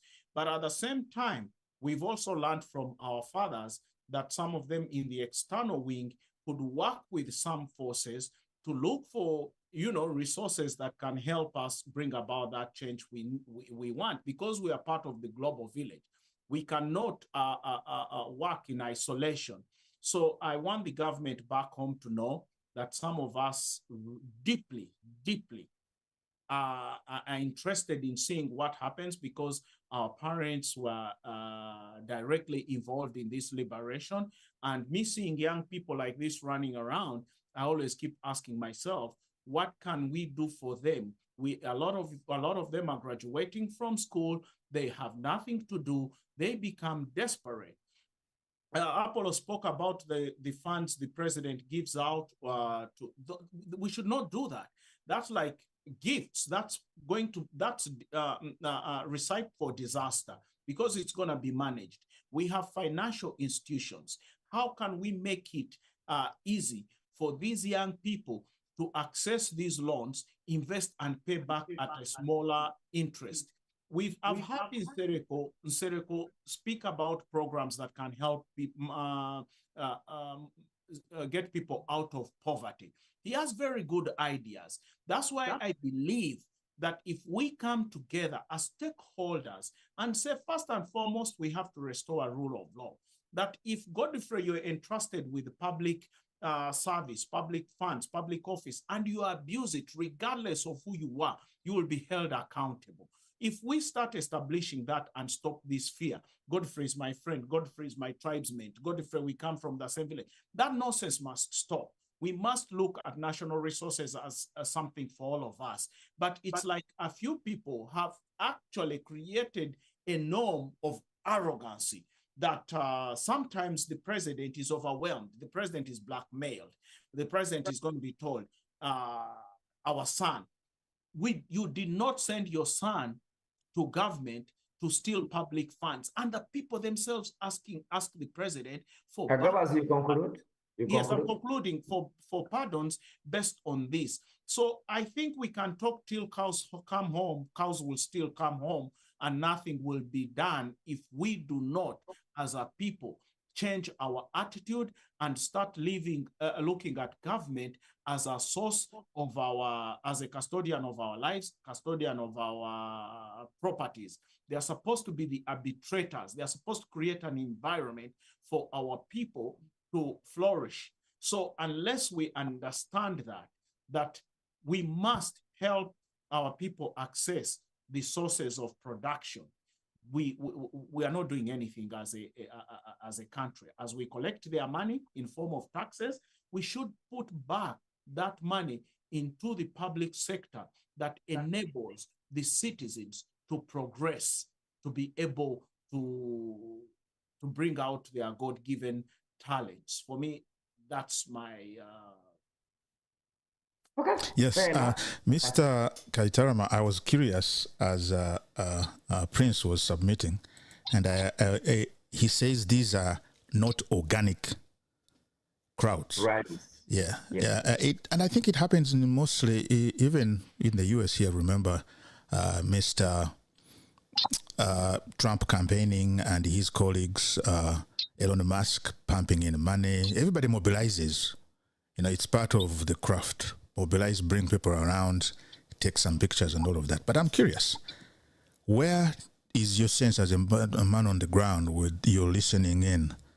Where does the organic support lie in the country today on this set of candidates that are running around? Where is the ground organic support, genuine support? Who has, in your view at this point in time, that organic support amongst those candidates? Even though they may not come to rally, but who actually has the support of the people? Apollo, can you answer that in 1 minute? Then we move to the parliamentary nominations quickly. Well, Comrade Robert, we can only speculate because it is difficult to track the exact base of support. Yeah. But we know it for a fact that President Museveni has support of a majority of the elderly because they have tested the violent past of this country and they do not want to associate with anything that may plunge this country into turmoil. And of course, the elderly are a minority in this country, and perhaps he may also have genuine support in people who have benefited from the regime, people who hold on to jobs in government, people who are the RDCs, the presidential advisors, that long list of presidential advisors, those people who have that attachment to the regime. And another thing, let me say this, because sometimes we ignore it, and it is a fact that people also have, some candidates have support of their tribe mates. In Uganda, like in Africa, we still believe in our own.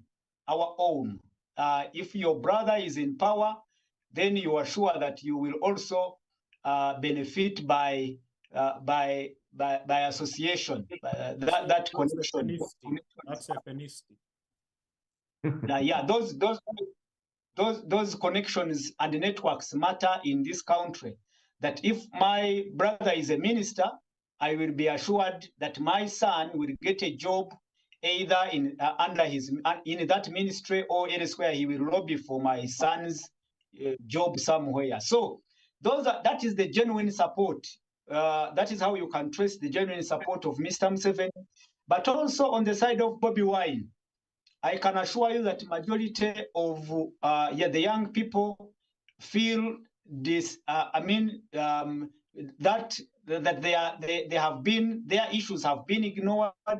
They feel that huge distance between them and the ruling government, and those are the ones who feel they have been left out, and though they may not have serious issues to articulate as to why they are supporting Bobi Wine, but they are shared with everyone who gives them hope of change. I don't know if you get that one, because you can trace them. They are the same people who have been with Dr. Kizza Besigye. You will find that at this time that Dr. Besigye is not in the race, they are the ones who also move with Bobi Wine. So there is that majority also of people who are in Bobi Wine's camp who genuinely support him just for change, just because they feel their issues have been neglected and have not been attended to. So both of them have genuine support, but it is not easy to trace the base of that support. Got it. Thank you very much. Fair enough. Thank you so much, Apple. Of course, there are many things we can bring in, definitely. You know, we've seen people like, we don't expect people like, you know, Dr. Fred Mukasambi, the Maos you're talking about, the Katuntus.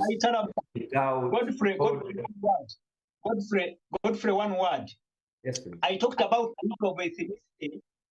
There are those people who, and it is a fact, these are things that we do not speak about. There are those people who think that power has been in the hands of Westerners, especially from Western Uganda. And those who think that at least the next president should come from Central region, Buganda, or Northern region, or even Eastern region where Nanda Namafari comes from. So at times we neglect and ignore these issues, but they are also determinants in the politics of this country. Probably there are also people who are from the West and they are saying that power must remain here. And there are people also from the Central who say, we want our son to be the president. But that's a topic for another day. And I want just a quick from each one of you. Parliamentary elections, nominations were concluded. Any surprises? I begin with Ichigundu. Any surprises on the parliamentary nominations? Was I watching those very closely? No, but the surprise are the independents. I'm watching. You know, Trump is teaching a lot of people how to do certain things. There's this young man, I'm forgetting his name, he's I think from Mitana, who I see his videos being shared around. He has come out to say that, hey, don't elect me expecting that I'm gonna give you anything. I'm not here to give you nothing. You elect me because you think I'm capable, okay?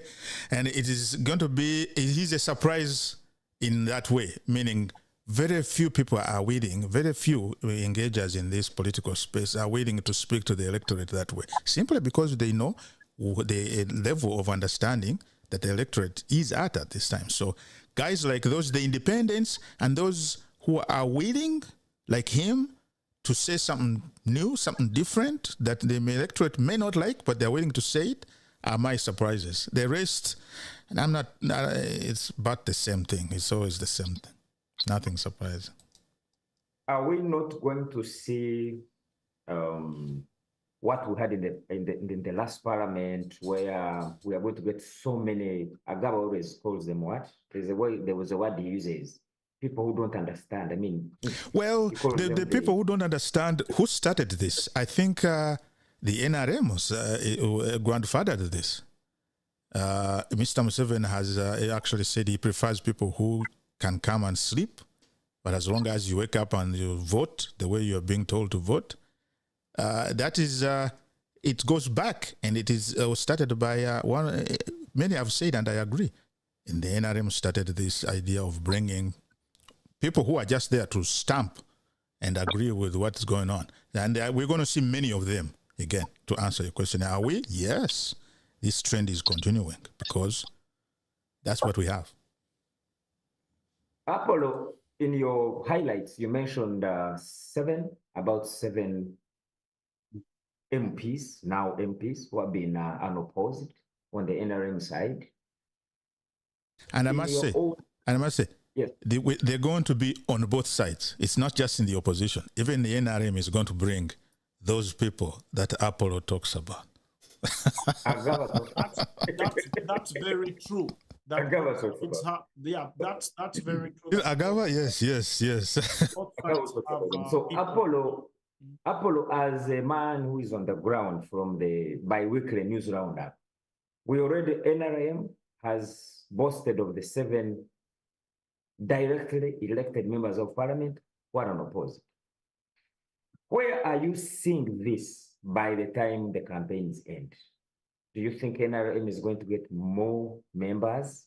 Are we looking at many independents? Because I was listening to the statistics, and independents there are many. And now, also remember that the president has given a go-ahead to NRM leaning independents like the Sech Kubos, the not Nwaga, but the Bahatis. They have all come out because the president gave them a go-ahead. So where are you seeing this coming? And then put a rejoinder. The opposition members of the ones who have been elected, do you see them as stronger? Because what is confusing is that the ones who got the tickets are saying we are winning. Now, NRM, the other side is saying we are winning. Where are you seeing? Of course, we may not rule out that NRM is going to get the majority, but do you see them going to get more than they had in the last parliament, or the opposition is coming up, probably, or the independents? Where do you see this in your projection? Yes, the fact is that the NRM will retain the majority seats in parliament, and that is obvious. And the evidence is very clear. You talked about, and I indicated it, already at least 7 candidates have been declared unopposed, and they will be only waiting for the swearing in. And that tells you, of course, how NRM is a dominant group. Though we also highlighted the fact that some of them have manipulated the system to go through unopposed, and the claims are not just claims. Perhaps they may have won fairly, but they decided to manipulate the system and to go through unopposed. But another thing is that the issue of independence cannot also be ruled out, and this is majorly because of the problems that have been very clear in the internal processes of political parties. You saw what happened in NRM primaries, the bribery of astronomical proportions, the use of muscle and guns. Actually, you recall that people died in Isingiro, people died in Rwemiyaga, people died in Mityana, just because of NRM primaries. You can imagine a political party, conducting its internal process, and people die. So just because of those inadequacies in the internal systems of political parties, many people have decided to run as independents. And let me tell you, you can never underestimate the power and the capacity of these people who insist, because we have seen it even in your district of Chisoro, the by-election replacing this material. Rose Kabajini versus, yeah. And even Mateke, the daughter to Mateke. Yeah. The independent Nyirabahisi, yeah, Sarah Mateke. The independent, I think she's called the the independent won the by-election, even when the president went and campaigned for the flag bearer, but the independent won. And it has happened elsewhere. So another fact is that the number of independents may also increase, because people at this time around seem not to be voting or going to vote just because a person belongs to this particular party. People are now looking for that individual merit this time around, and that is why I think the opposition numbers in parliament may go down. That is why I think the opposition numbers will go down. Look at the DP. Imagine, as we stand, the DP that previously had 15 members of parliament Then in 2021, they had at least 10 members of parliament. But at this time around, you don't see people who are standing on the DP ticket. The likes of this man from G. Close to PFF. Many of their potential members of parliament moved on. So you expect that even if they win, then the number of opposition MPs, others are going to run independent. The number of NUP MPs, the other time they had that opportunity of coming came because of the wave at that time. All about umbrella taking. You remember that slogan? We all about umbrella taking. Many of them came just because of that wave, and that wave is no more. So just because people are going to vote on individual merit, I hope to see many independents, the number of independents rise, the opposition numbers go down, and the NRM will obviously retain the majority in parliament. Agawa, any surprises on the nominations? They closed. I know the list is not yet out, but so far as we've mentioned, NRM still is, above others. In your own view, are we, because what I know this time, the Electoral Commission, they were very strict on certificates, they were taken to whatever, but are we likely to see more cases or cases as usual? Because I know you're the person who talks about, I know you're going to talk about the Walukagas and whatever, but are we going to see more cases and people being thrown out? What surprises as a governor? Did you see, were you surprised, or it is the usual? No, I'm going to focus on two candidates because these are the candidates that I see one is likely to become the president of the country, though the wave is blowing harder on one side.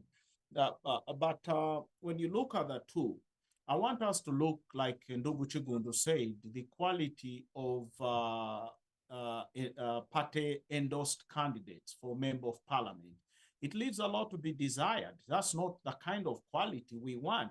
And like also Ndugu Apollo has said, this time we are likely to see people actually voting based on meritocracy as opposed to party-endorsed candidates.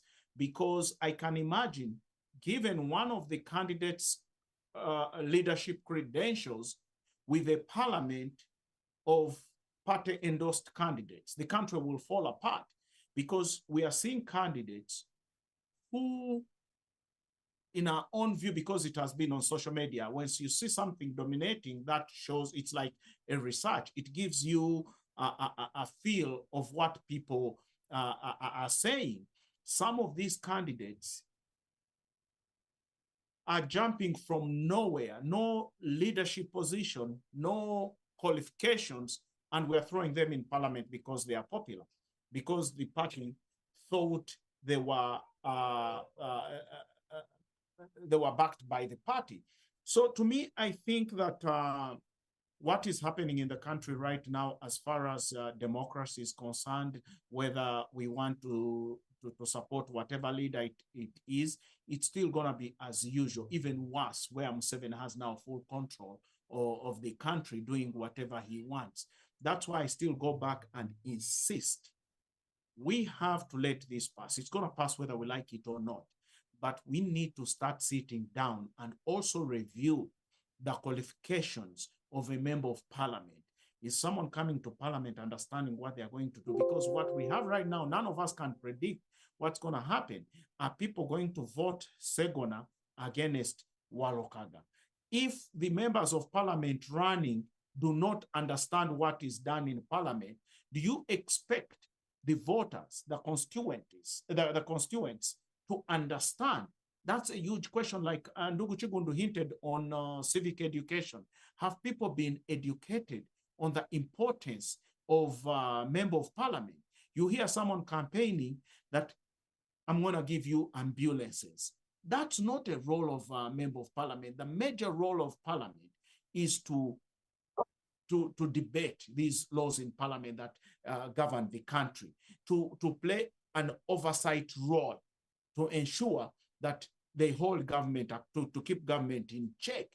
So if you're looking at your member of parliament to come barry for you, to give you money, school fees for your children, to promising to buy you roads, to fight land grabbers, I think it's a complete misconception of what a member of parliament is expected to do. I want to, Godfrey, I want to appreciate Ndugu Robert for that insight on the absence of civic education in schools, in civil groups, and in the population. And like he rightly said, this must have been a strategy, a deliberate plan to keep Ugandans, ignorant of their rights and their obligations, because it is in the interest of the regime. It is in the interest of President Museveni to have what we have talked about, a vulnerable parliament that can be easily compromised.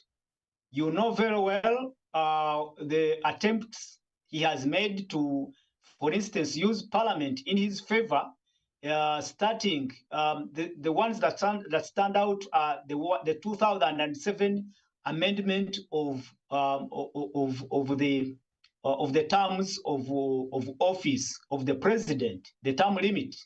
He wanted parliament on his side, even when the parliamentarians at that time did not think it is the right thing to do at that time. And he used all his coercive force and the use of money to have parliament lift the term limits. The same thing happened in 2017 when parliament was voting on age limit, removing the age limit from the constitution. It was in his interest, everyone knew it, and he also again manipulated parliament, influenced parliament with money to have the age limit removed from the constitution. So President Museveni has never wanted a parliament that would question his decisions or stand in his way. Every time the members of parliament would question his influence, then that is when we would see the real Museveni come out. So it is that is why I agree with Robert that this was a strategy, and it is what we see now. The people who will go to parliament are those people maybe who lack the capabilities of a real member of parliament, a legislator, people who do not know what a policy means and how legislative work, is handled. But again, anyway, because it works in his favor, he wants the parliament under his control, and that is why he doesn't care whether people get the civic education they need, so that they would be asking, because this is the time when people would be asking these candidates these hard questions. If you're telling us that you're going to build a road, when did a member of parliament have building roads within his mandate? Where will you get the money? But just because the people, the population is ignorant of what the role of an MP or a legislator is, that is why we end up voting people who maybe the women who are beautiful. And I can tell you, people have voted women who are beautiful just because on the account of their beauty, just because a musician this is a musician, because he has a name, they send him or her to parliament. No, well, I think in Ndugu Apollo, you're being unfair to Mr. Museveni on the part of civic education. You're a journalist, right? The Fourth Estate. Can you quote any day the president has shut down a TV, a radio for journalists or leaders educating Ugandans on their role or the role of a member of parliament? We cannot think that the president will come into our houses and teach us how to bathe, how to sleep, how to eat. Certain things are our responsibility as masses. If I'm paying taxes, don't you think as an individual, I have a responsibility to know what this tax is going to do, to study that? We cannot wait for government to come to our homes and teach us each and everything. You should actually be blaming the press, because the press has a bigger platform to educate people on their rights, on government projects. Isn't that the role of the Electoral Commission? I think we have a PPOA. Electoral Commission comes in during elections, but the 5 years we are running as a country. Where are the rest of us? Where are the stakeholders? You don't okay, you know the stakeholders? We have a PPOA, the Public Political Party, what is it called? Political Parties and Organizations Act, right? Political Parties and Organizations Act. That organizations actually is always forgotten. They're supposed to be funded. Those are the civic entities that are supposed to be funded, going around in the absence of an election, doing civic work, teaching the electorate. They are not funded. We have more than 60 members of parliament on the opposition. Wait, we have more than 60 members of parliament on the opposition. I want you to quote one member of parliament who has gone on record. They are always on TV. They are always on social media, because it's the part of their responsibility to educate their people that when we are in parliament, no, just wait. Yes, this sir. Is what we do. Give me one incident where we have almost 60 members of parliament. They're always like the same Jews. They're very loud. They have Capitol Gang. They have everywhere. They've even faced off with the president on Capitol Gang. Can anybody tell me that we've been arrested, we've been stopped from educating our people on their rights as citizens? Yes, we can blame government. Like I've said, there are certain things like building roads, we're going to blame government. Ensuring electricity is in everybody's house, we're going to blame government. Quality of education, yes, we're going to blame government. But when it comes to educating ourselves on civic rights, that is something that I think our local leaders, ourselves, our schools should be teaching us, especially the people who should take leadership, should be the fourth journalists. Why don't they accept that information from Apple? To submit. They've submitted, and I listened to them. I'm not refused anybody's submissions. I was submitting my point, and definitely, as I knew he was definitely going to come in with his. All right. I wanted to appreciate Robert, because Robert told us and told you, Comrade Agaba, that civics, we studied civics. We used to study civics in primary 5, 6, and 7. These subjects are no longer on the curriculum. That is when we would study how governments work, we would study how the governments are structured, and how perhaps at that tender age we would be introduced to the politics of our country. That is no longer there.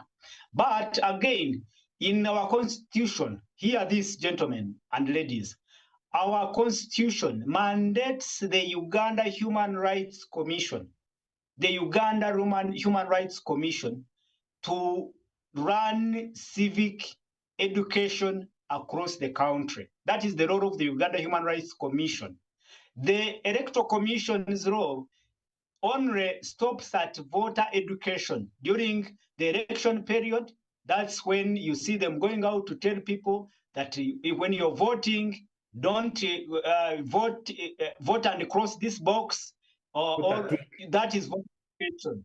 But civic education, the mandate lies with the Uganda Human Rights Commission. But hear this, the budget of the Human Rights Commission, we had them in a conference 2 weeks ago.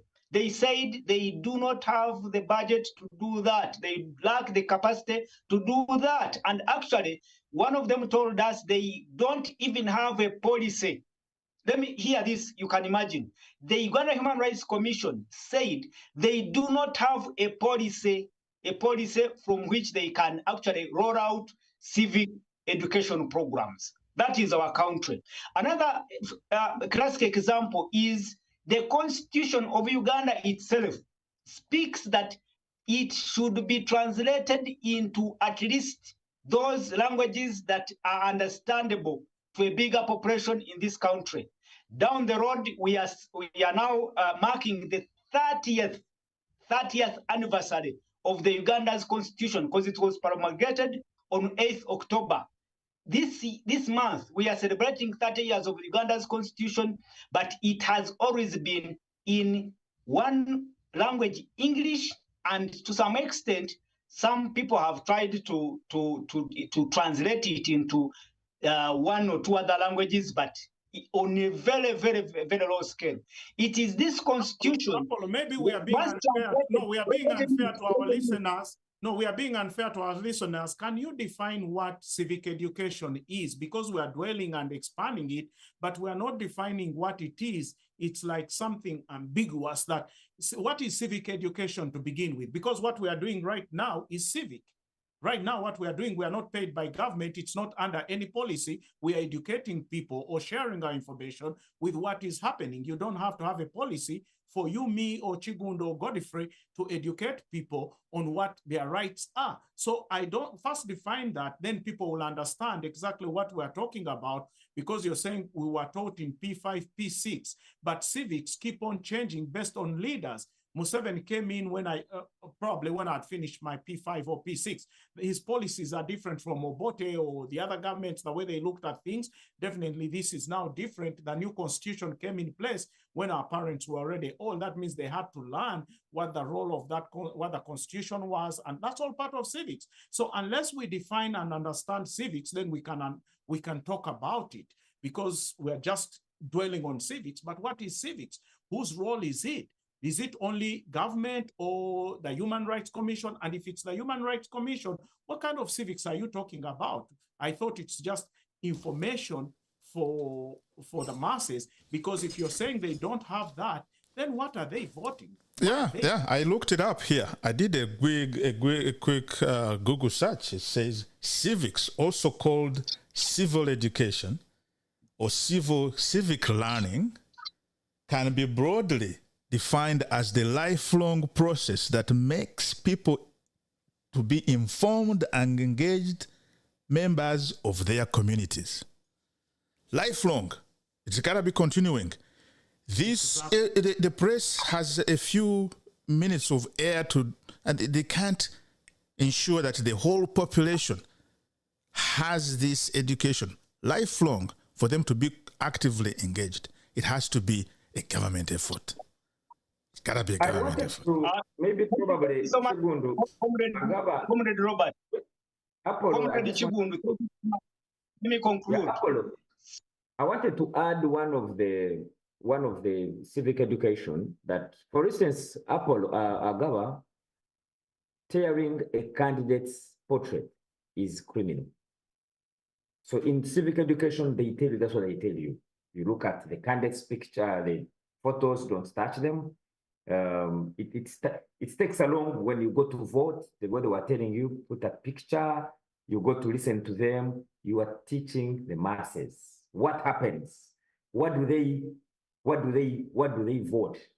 Do they go by the wave? That is civic education. And to me, Ndugu Godfrey, to me, in simple terms, civic education is getting people aware of what they ought to do, their roles and obligations, and to understand the affairs of their country and or their environment. That is civic education. I got a definition of who's responsible for educating, like in Ndugu, who is responsible for this shared responsibility. It says, civic education is a shared responsibility involving educators, policymakers, parents, students, and the wider community. So it's our collective responsibility to educate ourselves on what our rights are, because if you don't know your rights, someone is going to exploit that.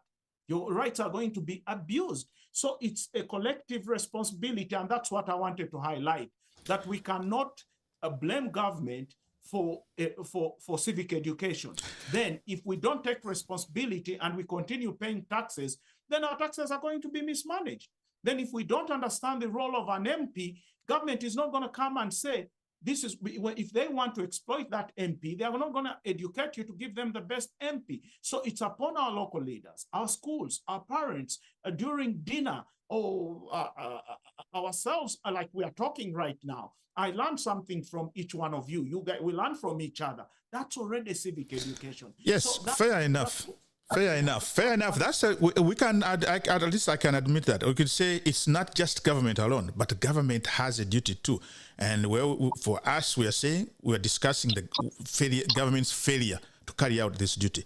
And actually, in our Ugandan system, we have decided to pay taxes and mandate, like Prince points out, the human rights. We have a body that we have mandated. Let it be funded. To the extent that they are not being funded from our own money, the money that the taxpayer pays, that's a failure.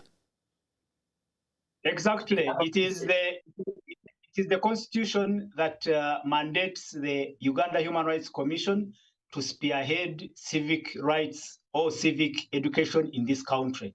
And like I said, they said they don't have a policy from where to roll out these programs. The government has never the cabinet has never drafted a policy to help them roll out these programs. And even if they wanted to do it, even the budget does not allow them to do that. That is a fact.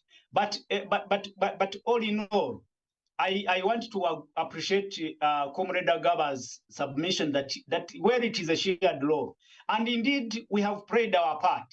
The example you at the beginning you wanted to blame the media, but here me and you, what we are doing here, we are now part of the media. We are doing it on our own, and even in our country here in Uganda, almost 98% of the media is owned by private enterprises who all look at profit.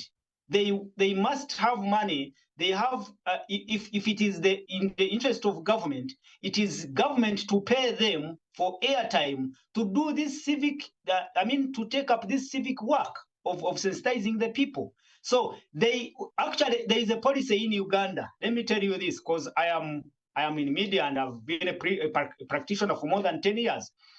It is now an obligation of every media house to provide to government 2 hours of airtime every week. And this is solely for government people to come and sensitize the people about government programs and do civic education. But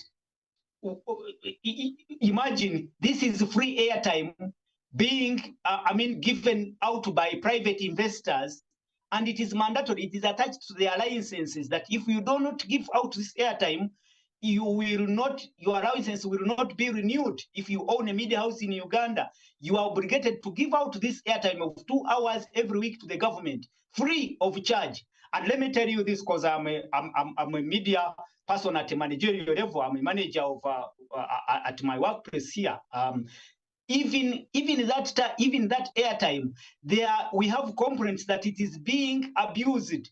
You provide this airtime, and then you have people who come for propaganda, use it for propaganda purposes. They don't even bring out those real issues that you would expect in in civic education or civic sensitization of the masses. So it is a big challenge, and that's why I said we can even have this feeling that perhaps the government wants the people to remain ignorant about their rights, and perhaps that's how they can be ruled. Yeah, but Apollo, you remember the civil society organization? You know how their services were handled. Exactly. And yet that's the role that they were playing. Right now, if they were not trampled on, we would be seeing them everywhere. But Agaba, if you may not be aware, government kind of reduced their role. No funding. Oh, let me inform you, comrade Godfrey. Actually, when I read the entire definition of when I said parents and the rest, it was very clear. Government sets the policy, which a policy is there. But the people that have to emphasize that, they were talking of parents, community, and then students. They put emphasis on that because young people are more curious. That's what I was telling you. And when you spoke about people coming on TV and all that, I believe a lot of TV do a lot of business with government. For 2 hours, that's not bad given the business they get from government, one. Secondly, if you say they use it for propaganda, I want you one day to tune into Fox in the US and then see exactly what they say, worse than what maybe could be happening there. And I'm not encouraging that. But what I'm trying to encourage, if we are to build a democracy, we must accommodate everyone's opinion. Some of it is going to be much, much off. And like the only time we should be concerned if one is calling for violence, then we should be concerned. But if people are giving their opinion, we may not agree with them. We may not even like them. But at the end of the day, that's what democracy calls for. Listen to people, whatever they say, debunk it, challenge it. You know, that's what it's supposed to be. That's your role as a journalist when you host. Unfortunately, gentlemen, time is not our best ally. I just wanted, we conclude, each one of you conclude on any topic, and then we'll be coming in next week. But I want to remind our viewers, listeners, that today we are privileged that we are running live on YouTube, and the coming weeks we shall also be allowing in calls. So please, next time, get ready. We'll be allowing in calls and take on any topic, anybody you want, you're free. So parting shots, I begin with who? Chigundu, you came late. Parting shot. Oh, am I muted? I think now I can hear. Yeah. First of all, I thank you, gentlemen, for your commitment to this engagement. And you are doing, indeed, your duty of civic education. Like Bobby says, everybody has a role to play, even though we have, in our Ugandan system, given everything considered, the level of literacy and all of that, mandated a government organ to spearhead, like Prince says, to spearhead this. That should be ongoing. It should not be undermined. Actually, the government should be interested in actually even doubling down on that effort, whatever they can. Okay? So my parting shot is simply that as we continue in the future, Uganda continues to grow, this ought to be an important part of our practice. We cannot hope to have a democracy in the future that functions as everybody desires, at least from what I can see, without the population knowing what their rights are, what government is to them, how can they contribute, and what the government cannot do to them, right? So if people don't know, we will simply not make any progress. That is my parting shot today. Yes, we'll make people know. That's why we exist as the bi-weekly media roundup. Yes, Agaba. First and foremost, I would like to thank Derek Magola 4675 for is on our live show. Is sending messages, contributing to the debate. I would like to thank him, and I encourage others to join us next time. Give your feedback, your opinions. Where we go wrong, correct us. Where we don't have correct information, give us correct information. Like I say, we don't know everything. We rely on the public to support us on highlighting some of the issues in our country and how best we can help those in charge turn around our country for the benefit of our people and everyone that lives in Uganda. It's a beautiful country, beautiful people. We would love to see it progress and create opportunities for our people. That's our prayer, and that's why we all come here passionately to discuss these issues that happen in our country. Thank you so much for joining us today and being part of the show. See you next time. Before Chigundu, are you able to read what Derek is saying? Derek Kajambo. Yeah, first of all, Derek Kajambo, thank you for following. Yeah, let me see. I'll have to. Babi, you read us some of it because I have to. We can respond. Yeah. We don't want to. The first one, he says, I think Kamia's role has ended. The second one says she had started speaking her mind against what she was serving and the mafias fought her out. Then the third one, he goes on to say civic education is a government responsibility. All institutions of government should carry out the civic education. They have the money and the mechanism to spearhead such programs. Lastly, he posted and said, NGOs can also come in to help a bit because of their funding, but mostly they help out in health and education sectors. Those were his contributions. Thank you so much, Derek. We take note of it and we appreciate, we don't take for granted. Thank you so much, Derek. Indeed, NGOs, that's their job, but you know, we say that as Apple agrees with me, civil society organization, they were in charge. But because of whatever was going on, you know, they were put aside and funding stopped. But we hope we'll be there. Please keep them coming. We will respond to them next time we come. And Derek, thank you so much for, you know, watching and attending.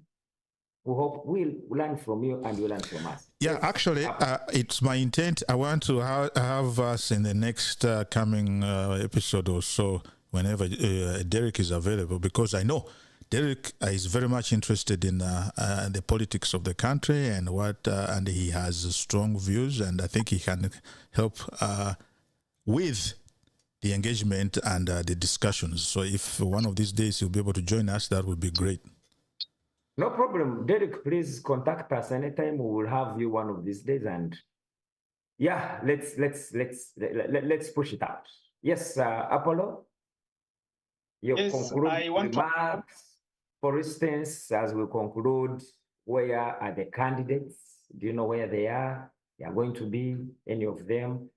I'm told there are candidates we've not heard about. I know Kasvant has been on TV, but even some have forgotten their names. Where are they? Are all the 8 candidates still in the race? Or we only have a few candidates? Thank you so much, Godfrey and Tim. I have to appreciate Nogu Chigundu, Tukikube Updates. Thank you so much for organizing this forum. I want to appreciate the comments that are coming in, and we implore our viewers and followers to participate in these programs. Like Comrade Gaba said, we cannot say we know it all. We want to hear from you. We want to learn from you. And we want to work together to put this good information out for our people in that way of civic sensitization. We are playing this role, only that my concern is that this role has not been given the due attention, like we were discussing. And like you said, the NGO fraternity in Uganda was quashed, completely quashed. You remember how DGF, which was sponsoring and funding all these NGOs, was sent out. They were actually evicted. All the NGOs in this country are just there. They are in deep slumber. They are doing nothing completely because they don't have the money and the muscle to do anything. And even the political parties, which used to also support civic sensitization, all political parties are now inactive. They only wake up during the time of elections, and even their participation is very, very minimal and dismal. So we can rely on such a platforms, we can rely on media. We, the media, are doing it within our means, but also, like I said, the media, the huge chunk of the media operators are in the private business, and they are looking at profit. They may not commit themselves to provide enough space for civic sensitization. And more disheartening is that we are in a middle of an election where the voters do not know what to do. They are not aware of their responsibility, and we are just we are looking at this election as a ritual. Every 5 years, the elections come and go more as a ritual, and the voters who should be the key participants are just used for at the expense of the population. So you asked me to tell you what is happening with presidential candidates. President Museveni is now in Karamoja sub-region, one of those regions which were disadvantaged even from right from the colonial era, and up to today they are still struggling, but we hope one day they will also cope up with other parts of the country. Bobi Wine was in Bunyoro sub-region, an Albertine region endowed with oil. I think today crossed into the middle eastern part of the country, and that's where he is. Even other 6 candidates, they are moving around. They are not. Some of them actually prefer to take frequent breaks. They do not go on campaign trail, but they are moving. Your friend Godfrey, of the Common Man's Party, Mr. Rusania, Honorable Mbaraka Munyagwa, is busy taking Rusania to the people. His approach is more comical. Whenever he goes, he prepares rice and meat. He sits and then demonstrates that every Ugandan should have a chance to sit on the Rusania and eat. And he actually eats in the front of his congregation, and he invites others to come and eat. So that is how our politics is running. Some comedy here, some seriousness here. Voters do not know what to do, and that is it. We will move and hope for the best in the future. I appreciate you all. Do you want, Apollo, do you want to confirm to our viewers that all the 8 candidates that were nominated are still in the race? They, of course, are still in the race, but what differentiates one from another is that some of them are much more serious than the others. The 2 front runners, Yoweri Museveni and Bobi Wine, Robert Sentamu Kyagulanyi, are serious. Actually, they do not often take breaks. When they take breaks, it is a serious. You know that it is a serious matter that they are going to attend to. Especially Mr. President, for him, he has state duties. The last time I think he took a break, it was a public function, the National Prayer Breakfast Day, and I can remember another time. So and Kyagulanyi also, well, he has taken, I think, 2 breaks in these 3.5 weeks. So you see that they are really serious about it, and a break is at least 1 day off. And others, of course, you know that they are limited by funding. You remember your friend Munyagwa said that he has only money for only 2 weeks. He launched a fundraiser to support his campaigns, and you can understand that these people do not have money. They don't have money to support their campaigns, but perhaps they wanted to participate, which is in their own right. They are into the race, but we know that the only 2 serious people are the 2 front runners, Kyagulanyi and Museveni. All right. So thank you very much, gentlemen. One, I want to thank you, Apollo. I don't know what time it is in Uganda, for being with us and sharing us what is happening on the ground. Apollo is a senior journalist. Tell Comrade Gumira Agaba Atakandi Aho Embaga. No, of course, no. That one, you know, we are going to be part of it. I will be very, very active, and then we'll give you the invitation. So, Apollo, we don't take you for granted. Please, let's keep coming and the comments. Agawa Wabigumira, man who lives in Indiana, very controversial. Thank you for keeping the show live. And the CEO of Tukikube Media, Salongo Chigundu, we Very controversial indeed. He's trying to unload the burden from the government and dump it on the poor. Despite all that, let me thank Ndugu Chigundu. Ndugu Chigundu, thank you so much for being consistent and helping us now actually move to the next step of being live. This is encouraging, and I think it will attract more people onto the show.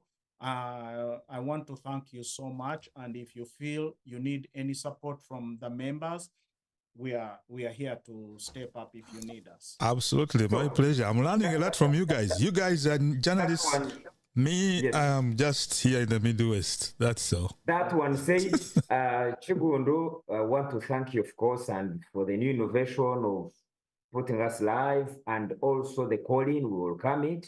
But most importantly, there are those people who say they want to follow us. And for Derek Magora, a big thank you from the team.